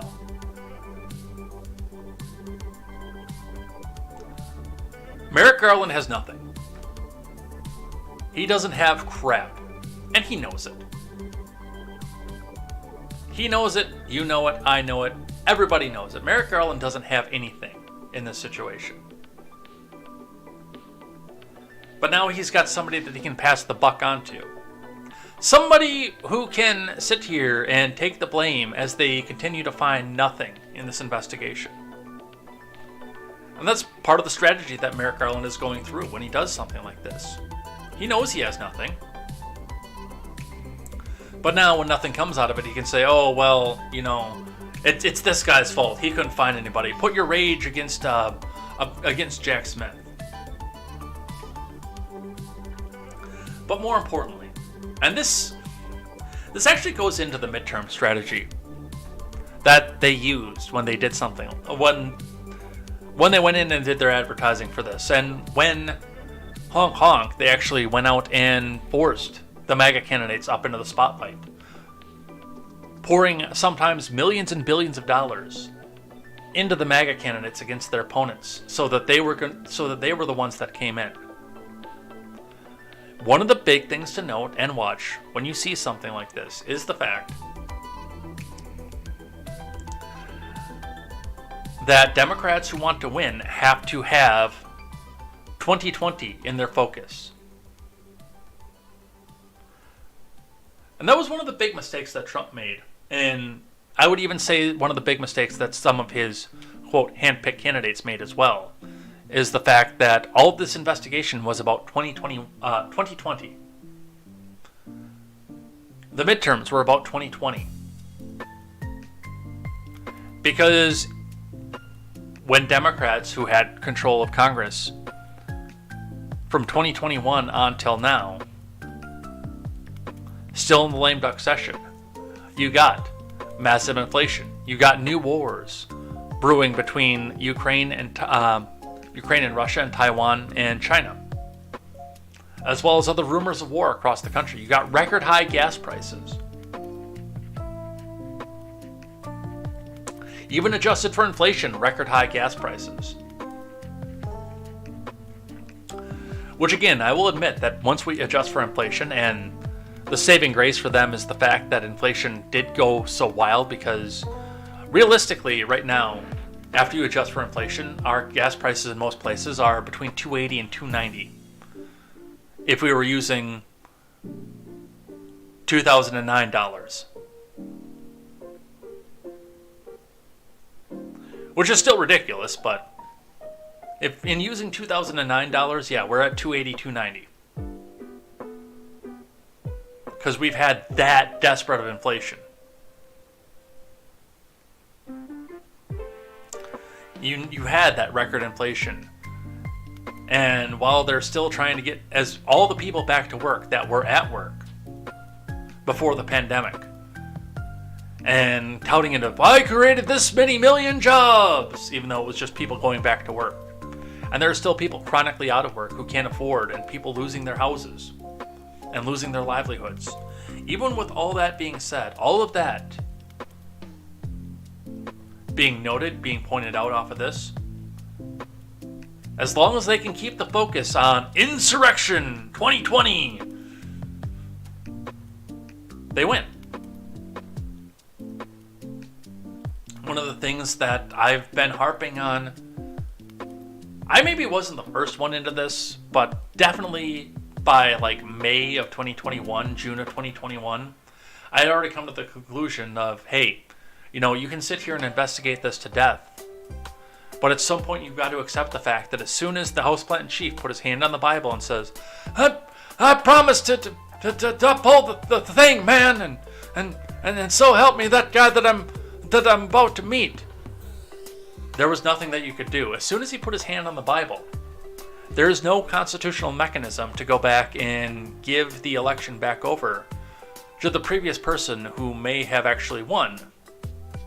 Even if you were able to go through and flip all 50 states on investigation and have a 535 vote landslide, 538 landslide rather, 530 electoral vote landslide, if you find that after the fact, as soon as Joe Biden put his hand on the Bible,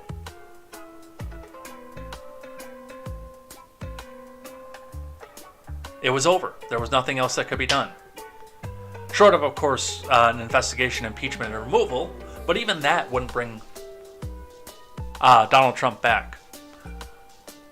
The next point to put Donald Trump into the office would be 2024. And while Trump is running, and he made that pretty good speech, fairly good speech, where he didn't really go out and insult Joe Biden. He didn't talk about 2020. He talked about the future, what he wanted to do, and the policies that were failing that he wanted to change. While he stayed away from that, things like this, things like the Jack Smith investigation, are put out there to both put them back in the news, so you, the consumer, remember, that horrible January 6th, that horrible 2020 election, and also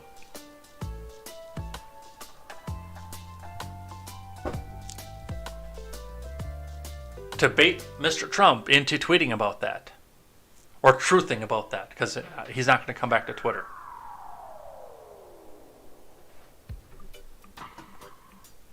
They need January 6th because that's the only platform that they have right now.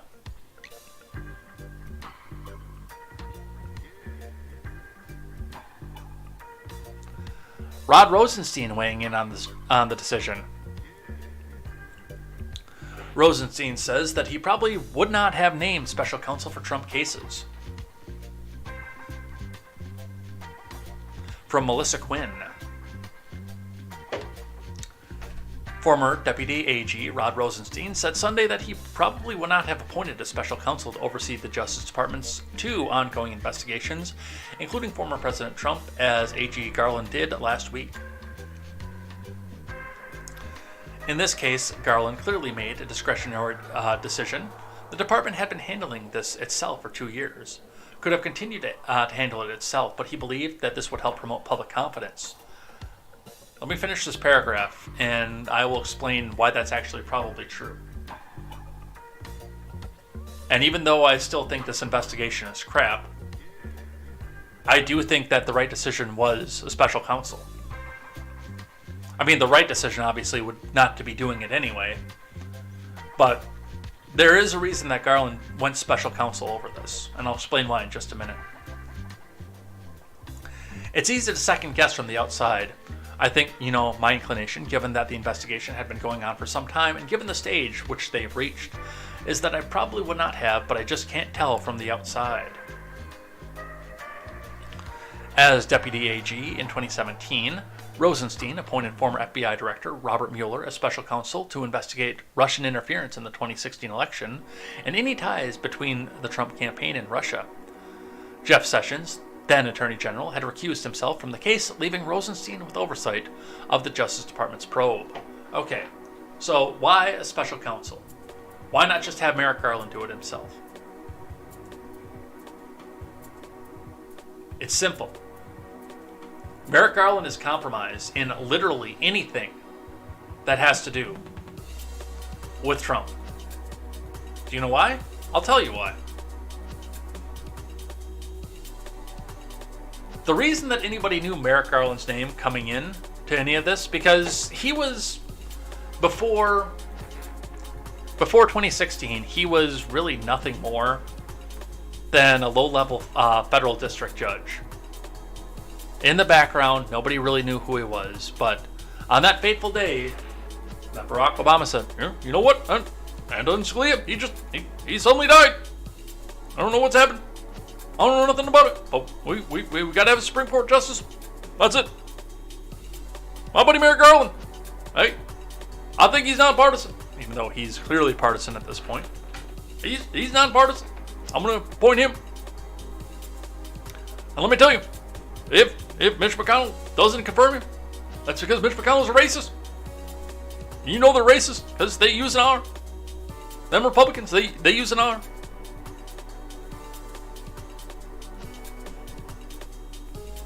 That's why it says R next to their name when they go on TV, because they're racist.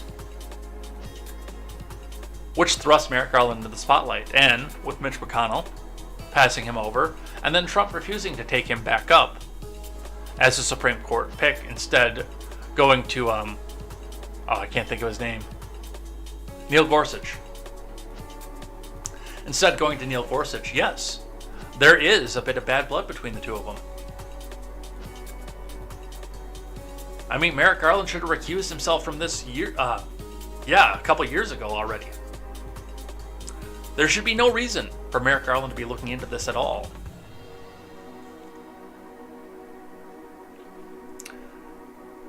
So, if they're going to go down this road, then yes, having a special counsel was the right decision. But I don't think they should be going down this road. Here's an interesting piece, moving off the Trump news and moving on into Congress, because I kind of want to talk about Congress behaving badly now that they're in the lame duck session. Starting with this one, Schumer talking about the Great Replacement Theory, which is wild, by the way, because I'm told that this is supposed to be an evil thing, that if you even consider a Great Replacement, you're an evil, racist, xenophobic, bigoted, hateful individual. But here he is, Chuck U. Schumer. Schumer says ultimate goal is to give all undocumented migrants a path to citizenship. From Fox Local 5 News, out of Baltimore.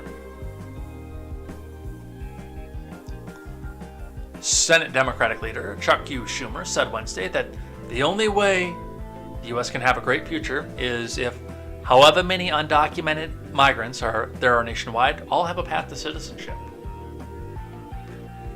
Schumer said that, and this is the wild part. This is the wild part.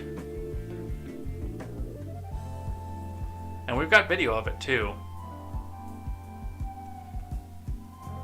Since the country's population is not reproducing at the same rate that it used to, the only way to have a great future is to welcome and embrace immigrants. Dude, that is Great Replacement Theory. And by the way, if you're worried about being greatly replaced, then go have a bunch more kids. I'd like to.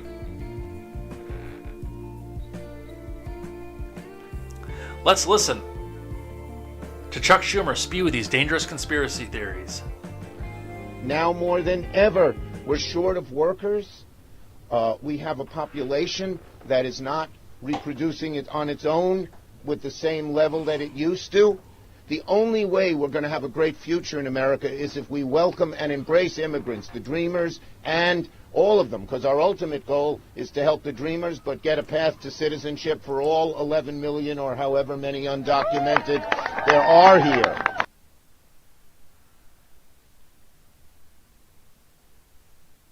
What do you think this is going to do to conspiracy theorists who do believe in Great Replacement Theory?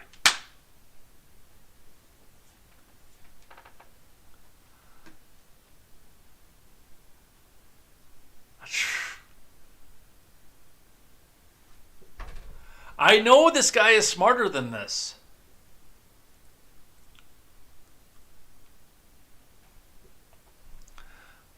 And again, if you want that better quality of life, if you want to make a better future, I'm not going to say the 14 words obviously, but if you want a better future for yourself and your society, rather than importing people, go out and have a bunch more kids.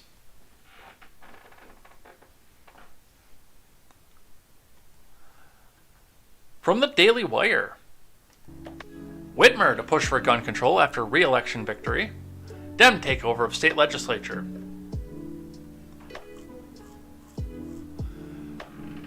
Gun control is on the docket for Michigan's Democratic leaders and lawmakers after the party boasted historic wins in the state's midterm elections last week. Honk honk.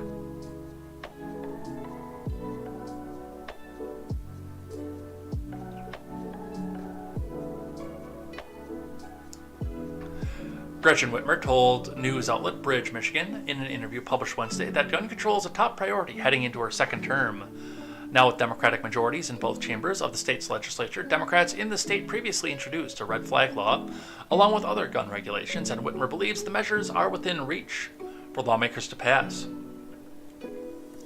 I think that these are each individually proven policy solutions that can mitigate the likelihood of a future shooting, and so I think that that's where we need to start, Whitmer said. I bet you she runs in 24. I'm going to put that one down right now. I bet you she runs for president in 24.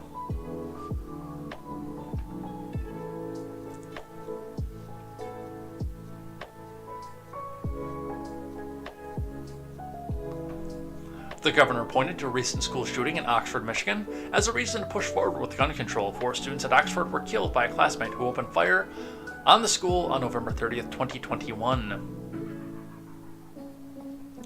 Yeah, but it was a handgun, so it was allowed to fall out of the news.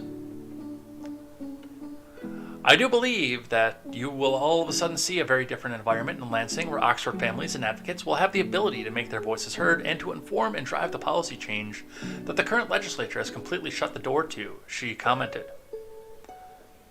The most troubling legislation for many conservatives is a proposed red flag law, Senate Bill 856, that would allow a judge to authorize the seizure of guns from someone who's believed to be a risk to themselves or others. The bill proposes to provide for the issuance of restraining orders prohibiting certain individuals from possessing or purchasing firearms and ordering the surrender and seizure of restrained individuals' firearms. So literally all you have to do is file a restraining order against somebody, and oops, no more guns for you.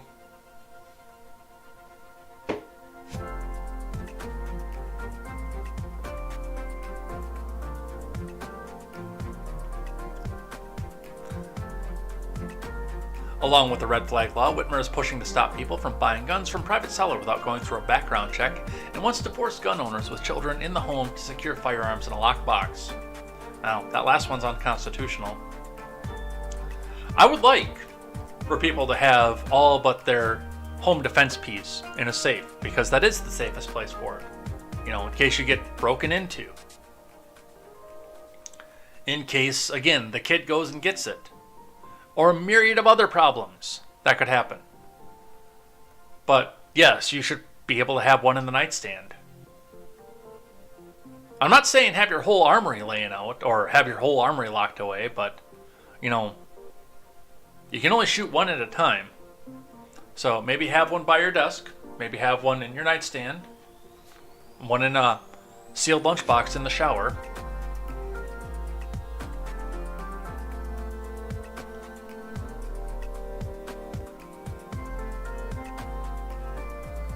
And I'm, again, not by government decree, obviously, because that's wrong, but yeah, I always do want to encourage people to use a gun safe or a gun case that locks, whenever possible. I think that's a good thing. Because accidents do happen and people are morons.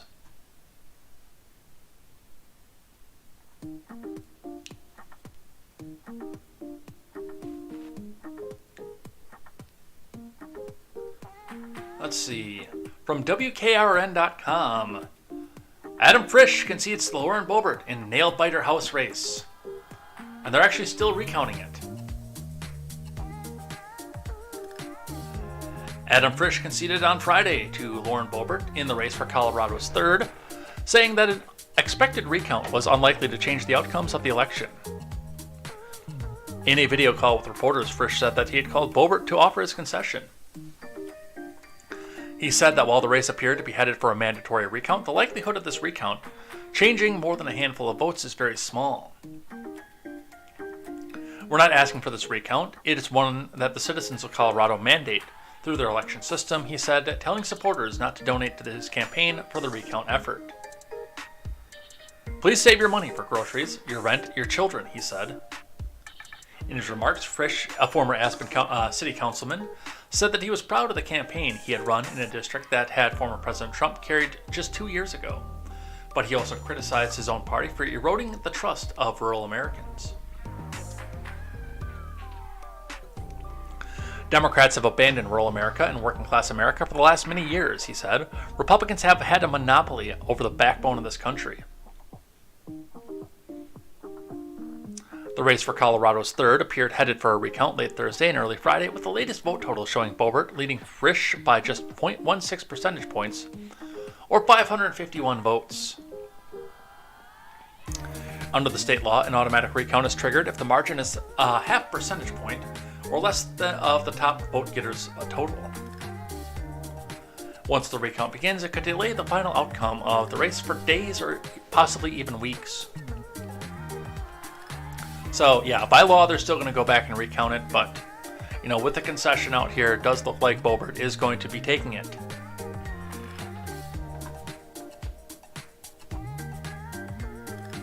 And interactive polls, yes, puts out the breaking. Lauren Boebert wins re-election to U.S. House in Colorado's 3rd. Alec Downey does have a point here. Won an 8-point GOP district by 0.02% GOP fail. He's got that. I'll give him that. Because it's the same thing that I use when I criticize Kathy Hochul. Kathy Hochul lost in New York, even though she won. Because it was within 5 points, with the voters of the city of New York holding most of the state hostage, that should have been a 12-point lead. But a lot of the by a handful of votes, her district hates her.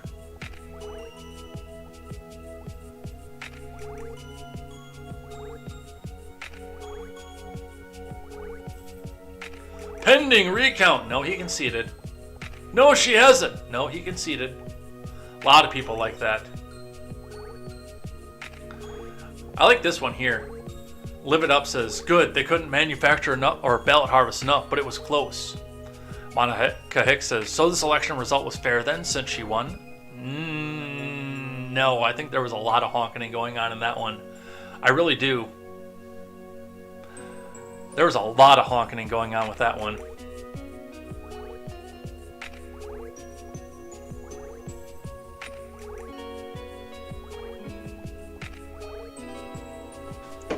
That's probably the reason it was so close.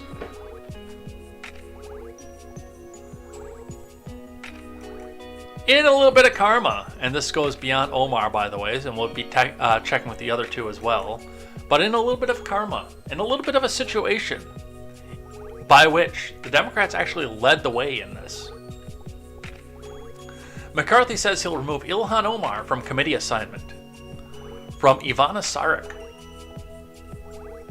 Now, do I agree with this? No, I don't.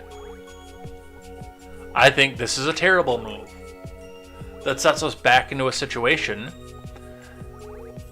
where we're going to become even more hyperpolarized.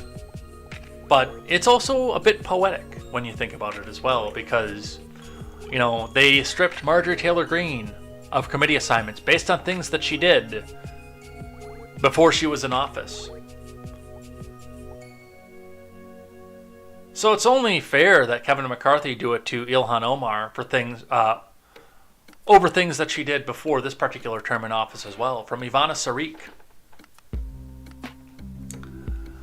Kevin McCarthy vowed during an appearance on Fox News Channel's Sunday Morning Futures to remove several prominent House Democrats from their committee assignments if he becomes the Speaker of the House. While not yet confirmed, McCarthy's aiming to become the next Speaker after Republicans narrowly captured the House in the 2022 midterms. Last week, McCarthy cleared a major hurdle after House Republicans voted 188 to 31 by secret ballot to nominate him for the vote.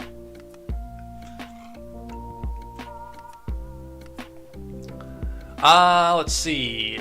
If he succeeds in clinching the position of Speaker, McCarthy said that Republicans would not allow Reps Eric Swalwell, Adam Schiff to serve on the House Intelligence Committee.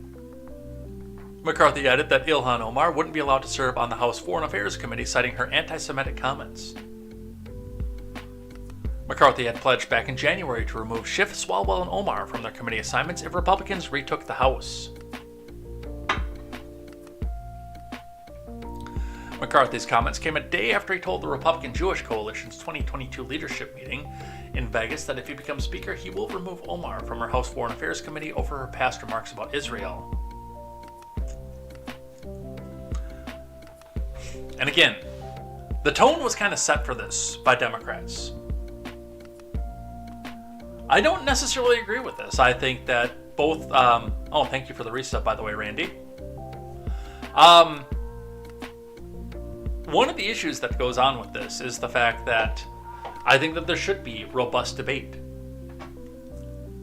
between both parties in order to find what's best for the American people, or at least keep the bad stuff for the American people from forcing its way through. And there should be bipartisanship on all committees. And of course, the parties should be the ones that decide who in their caucuses get on committees. But see, Nancy Pelosi set the precedent last year by coming out and saying, no, Republicans don't get to decide where Marjorie Taylor Greene is. We will decide that she's not going to be on a committee. And I think that's going to be their downfall. We are in a situation in this country, or we were, where the party gets to nominate who and decide who in their caucus goes to what committee, not the opposite party. And again, while I think this is completely wrong, they opened the door for it. They could have sat on their hands and let Marjorie Taylor Greene run her mouth. She's a plant anyway, but they could have let her go out there and run her mouth, be on committee, criticize her at every avenue. Instead, they made the unprecedented decision to bypass the Republican caucus and eliminate her from her committee assignments. And now it's going to come back and bite them in the behind. And I think that's hilarious.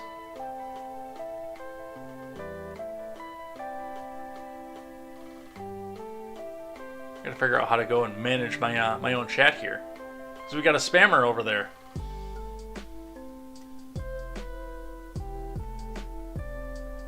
Oh well, we'll figure that out.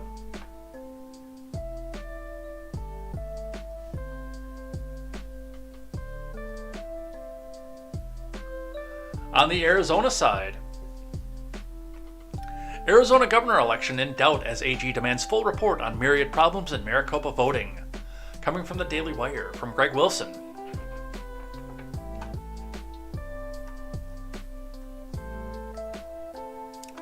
Arizona's AG ordered Maricopa County officials to submit a report on its botched handling at the November 8th election that led to Democrat gubernatorial candidate Katie Hobbs' apparent victory over Republican Carrie Lake, saying that answers are needed before the election can be certified.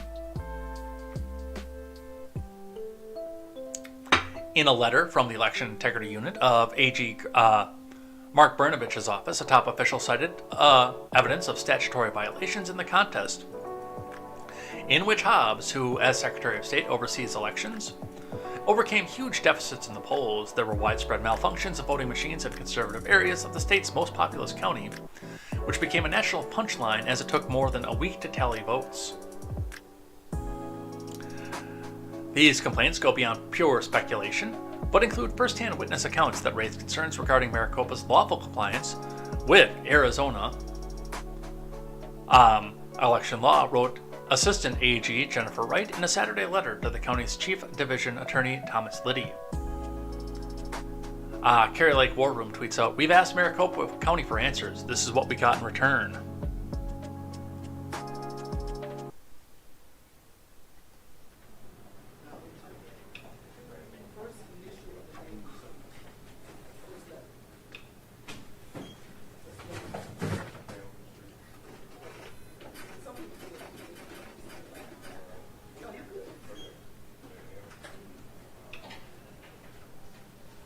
Tom, I'm doing my job, helping you do your job. I think we're in agreement. We don't want that stuff to happen. Yeah, I completely understand what your job is. I did it for years. For the United States, and for the Congressional Committee, and for candidates. I understand. One thing that would be really helpful is for us to be able to say that Tom Liddy is giving us good information. And that's one thing that is in your control, and we would really appreciate it. No, it's not. And guess what? Let me educate you. I cannot control what you say, okay? You can say whatever you want to say. I can't control it. Now, if you're not happy working with me and you don't want to continue working with me and you don't want to ask your question, then we'll just stop. I don't give a shit. No, Tom, that's the opposite of what I'm saying. I want to work with you. I want to get the right information. I don't want disinformation out of there. That is what I'm working for. I'm not looking for disinformation. You got me 2 questions. I'm going to go ask them. Yeah, I know. I'm not saying that you're giving me bad information. I'm just saying we're getting a lot of information, and we want to make sure what we're getting is accurate. Hold on a second. Who am I talking to? Who is this? This is. Let me tell you something, Dan. You sound like you're threatening me. I'm definitely not threatening you, and I promise that I'm not. Listen, if I don't get these answers to you quickly, you're not going to be able to tell the crazy people that I've been helpful. I don't give a fuck. Is that clear enough? Yes, Tom, and I want to promise you, I'm not threatening you. Thank you. No more threats from Tom. Definitely no threats. Good. Okay, I'm just saying what I'm worried about. I don't care. Okay, and you don't care. All right. Do you have a 4th question for me? I think that's all our questions, Tom. All right, so let me go and try to get to the answers. Thank you, Tom. I appreciate it. Thanks.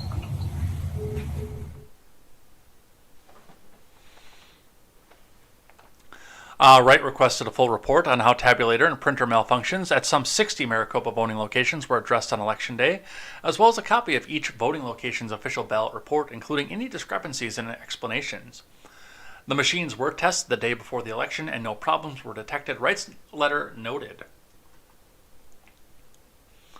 Lake, who led in some polls by double digits heading into the election, has expressed skepticism that it was conducted honestly, saying Arizonans know BS when they see it.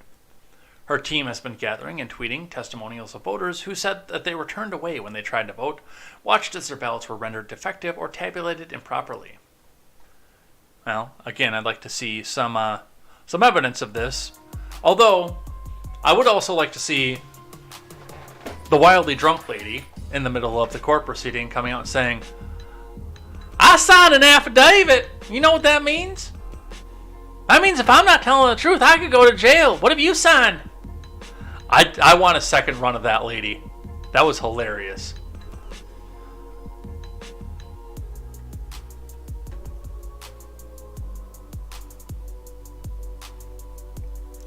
But yeah, I have questions about this. And I can't say, again, one way or another, whether there was honking off of this. But I can say that I've got a lot of questions I'd like to ask and I'd like answered. But, I mean, I can tell you right off the bat, we're not going to get answers from this. And instead, you're going to be called a racist, sexist, homophobe for asking the questions.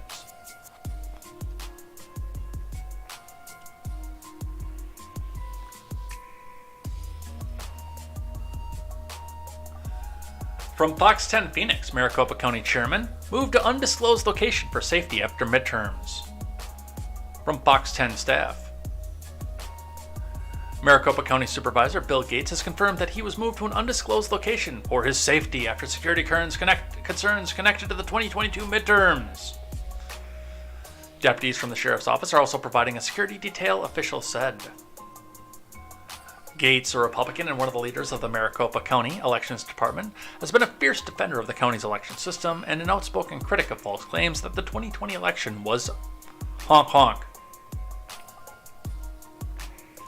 In a similar vein, Gates has continued to defend the county against continued claims of fraud during the midterms. Some have focused on an issue with printers on Election Day that led to numerous tabulation machines being unable to read some ballots. His stance caused a slew of backlash online and in person. Some people were seen launching verbal attacks on Gates during a meeting with the Maricopa County Board of Supervisors earlier this week. Other county officials have reported receiving calls they consider threatening from campaign volunteers.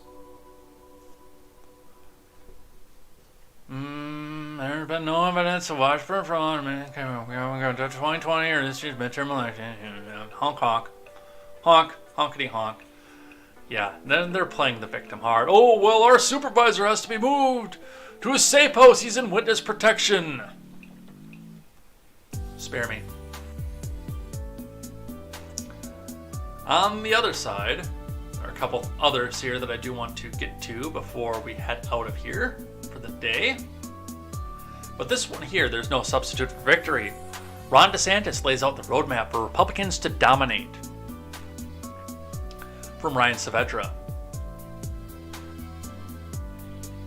I'm going to point out that there's probably going to be some problem in his logic. I haven't pre-read this, but I can probably find pretty quickly the problem in his plan to do this.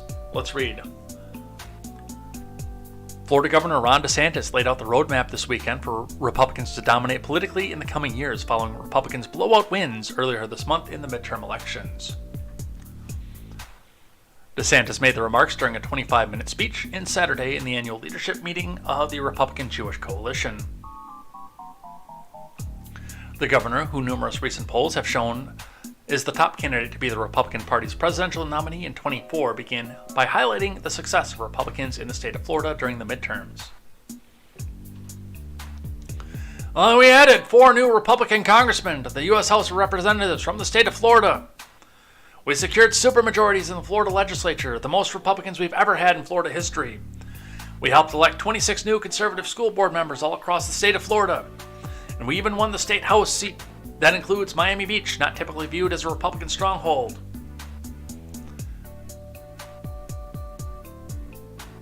No video. Well, there's video, but I don't know what's going to be cued to. Oh, it's cued right up to that point, so we'll go check back with that in just a minute. And because of the support of so many of you to our campaign, we delivered the greatest gubernatorial victory in the history of the state of Florida. We dominated with independent voters. We secured record margins with Hispanics. We swept the suburbs all the way across the state of Florida. Our margins with rural voters were gravity-defying. We won by double digits. Miami-Dade, we won for the first time in almost 40 years. Palm Beach County. DeSantis said that the election results showed the state should be the blueprint for success for the party moving forward.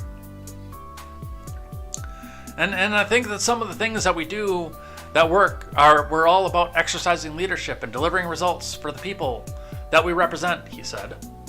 I did not take any polls when I became governor, all the way through this entire term. The job of a leader is not to stick your finger in the wind and try to contort yourself wherever public opinion may be trending in one given moment.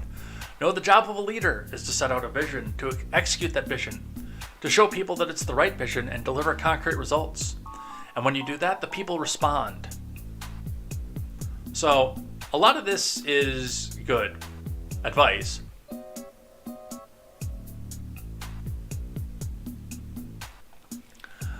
I want to point a couple things out, though, and I don't know that Ron's message resonates all across the country. And there's a reason that I say that. But let's listen to what he had to say for just a bit, and then I'm going to point out some of the flaw in what Ron is doing here. Underwhelming performances across the country in terms of these midterm elections, but thanks to your support, the state of Florida delivered a true Republican landslide.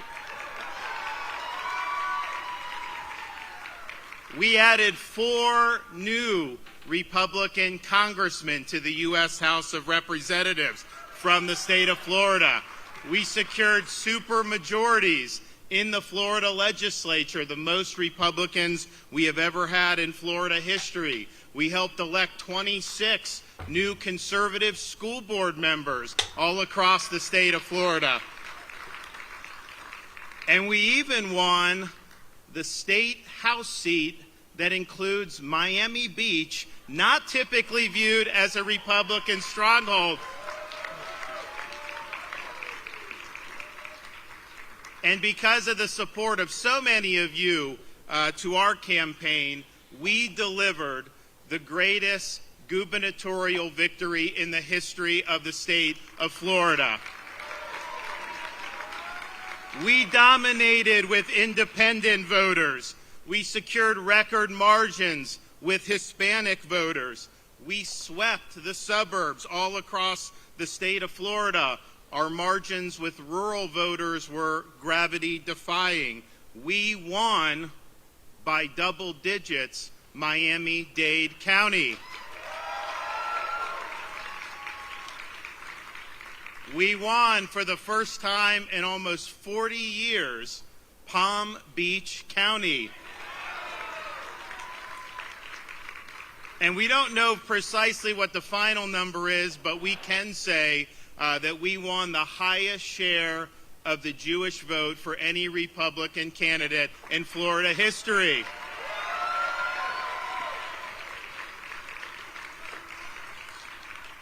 And look, there's a lot of reasons for that. It's not just Jewish issues, it's everything we've done. But I will say, if you look at our record on issues related to Israel and supporting the Jewish community, it is second to none. When I first became governor, one of the first things we did was fight back against Airbnb, who was discriminating against Israeli Jews, and we won that fight against Airbnb. We provided record financial support for security at Jewish day schools in Florida, and we've authorized emergency services with United Hatzalah. All right, so with that, with the message that's there, one of the things that I do want to point out, Arizona. Now, we're having questions about Arizona, the election there, the polls, and everything else, and what we just talked about with that.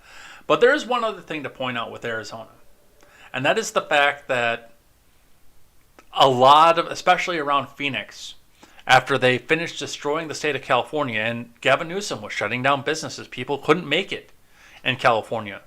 A lot of people left California from both parties and went to Arizona, where the market was free, ready to go. And unfortunately, with the right and left balance in California, some of the more right-leaning people in California are far to the left by Arizona standards, which means they're far to the left by Arizona politicians.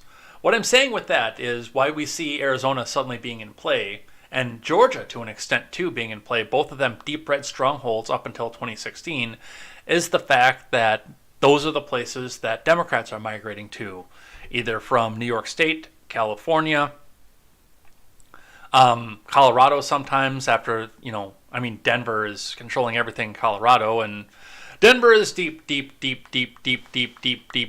blue. Even sometimes going out there. We talk about America's retirement homes. We talk about that a lot. Arizona and Florida. Well, in the retirement home aspect of it, why wouldn't you go to Arizona if you're coming from Washington, Oregon, California, etc.? You've got relatively low taxes, lots of places to expand to, even though California, there's still a lot in California that you can go expand to at this point. But these are ideal places for you to go to. A lot of Democrats migrated to Arizona. Conversely, once we go through hard state lockdowns in places like the Carolinas, I remember going through North Carolina and having to go through the drive-thru at McDonald's in what would normally be a deep red state because of lockdownerism. The first and I think only time I've been in North Carolina. I think. Yes? Well, obviously, yeah, we drove back through too, but having to stop and, not being able to go into, well, I guess I could go into the gas station next door to the McDonald's, but the McDonald's was sealed up tight. And people fleeing the lockdownerism, the Democrats fled to Arizona and Georgia to an extent, and the Republicans fled to Florida. I don't know how well Ron DeSantis' message will resonate across the rest of the country if he does run for president. Now, he does have some things that are going for him, and part of that is the fact that he is supposedly in a feud with Donald Trump, which means that the media is going to run and trip over themselves to go and defend him, to go and make him their martyr, because the evil orange man hates him. which I think is strategic on the part of the evil orange man. But as far as, I mean, he's been handed a state on a golden platter, and I don't think that it's going to play in the rest of the country the way that a lot of people think that it does. My personal feelings about DeSantis aside, because I do like his policy prescriptions, I just don't like his implementation, the fact that he was Governor EO for so long. Yes, he has good policy prescriptions, but the representatives still have to be able to have a say in what it is that they're doing. That's my issue with him, but a lot of other people's issue with him is the fact that he's DeSantis and, leading, and, he's going to open his state up too soon and people are going to die on the beaches and things like that. That's going to play. That's going to continue to play in where his message is. And with that, I think we are out of time, because I took way too long talking about this. So we will have to come and grab these last 6 tomorrow and head out of here for the day. Where's the outro music? There it is.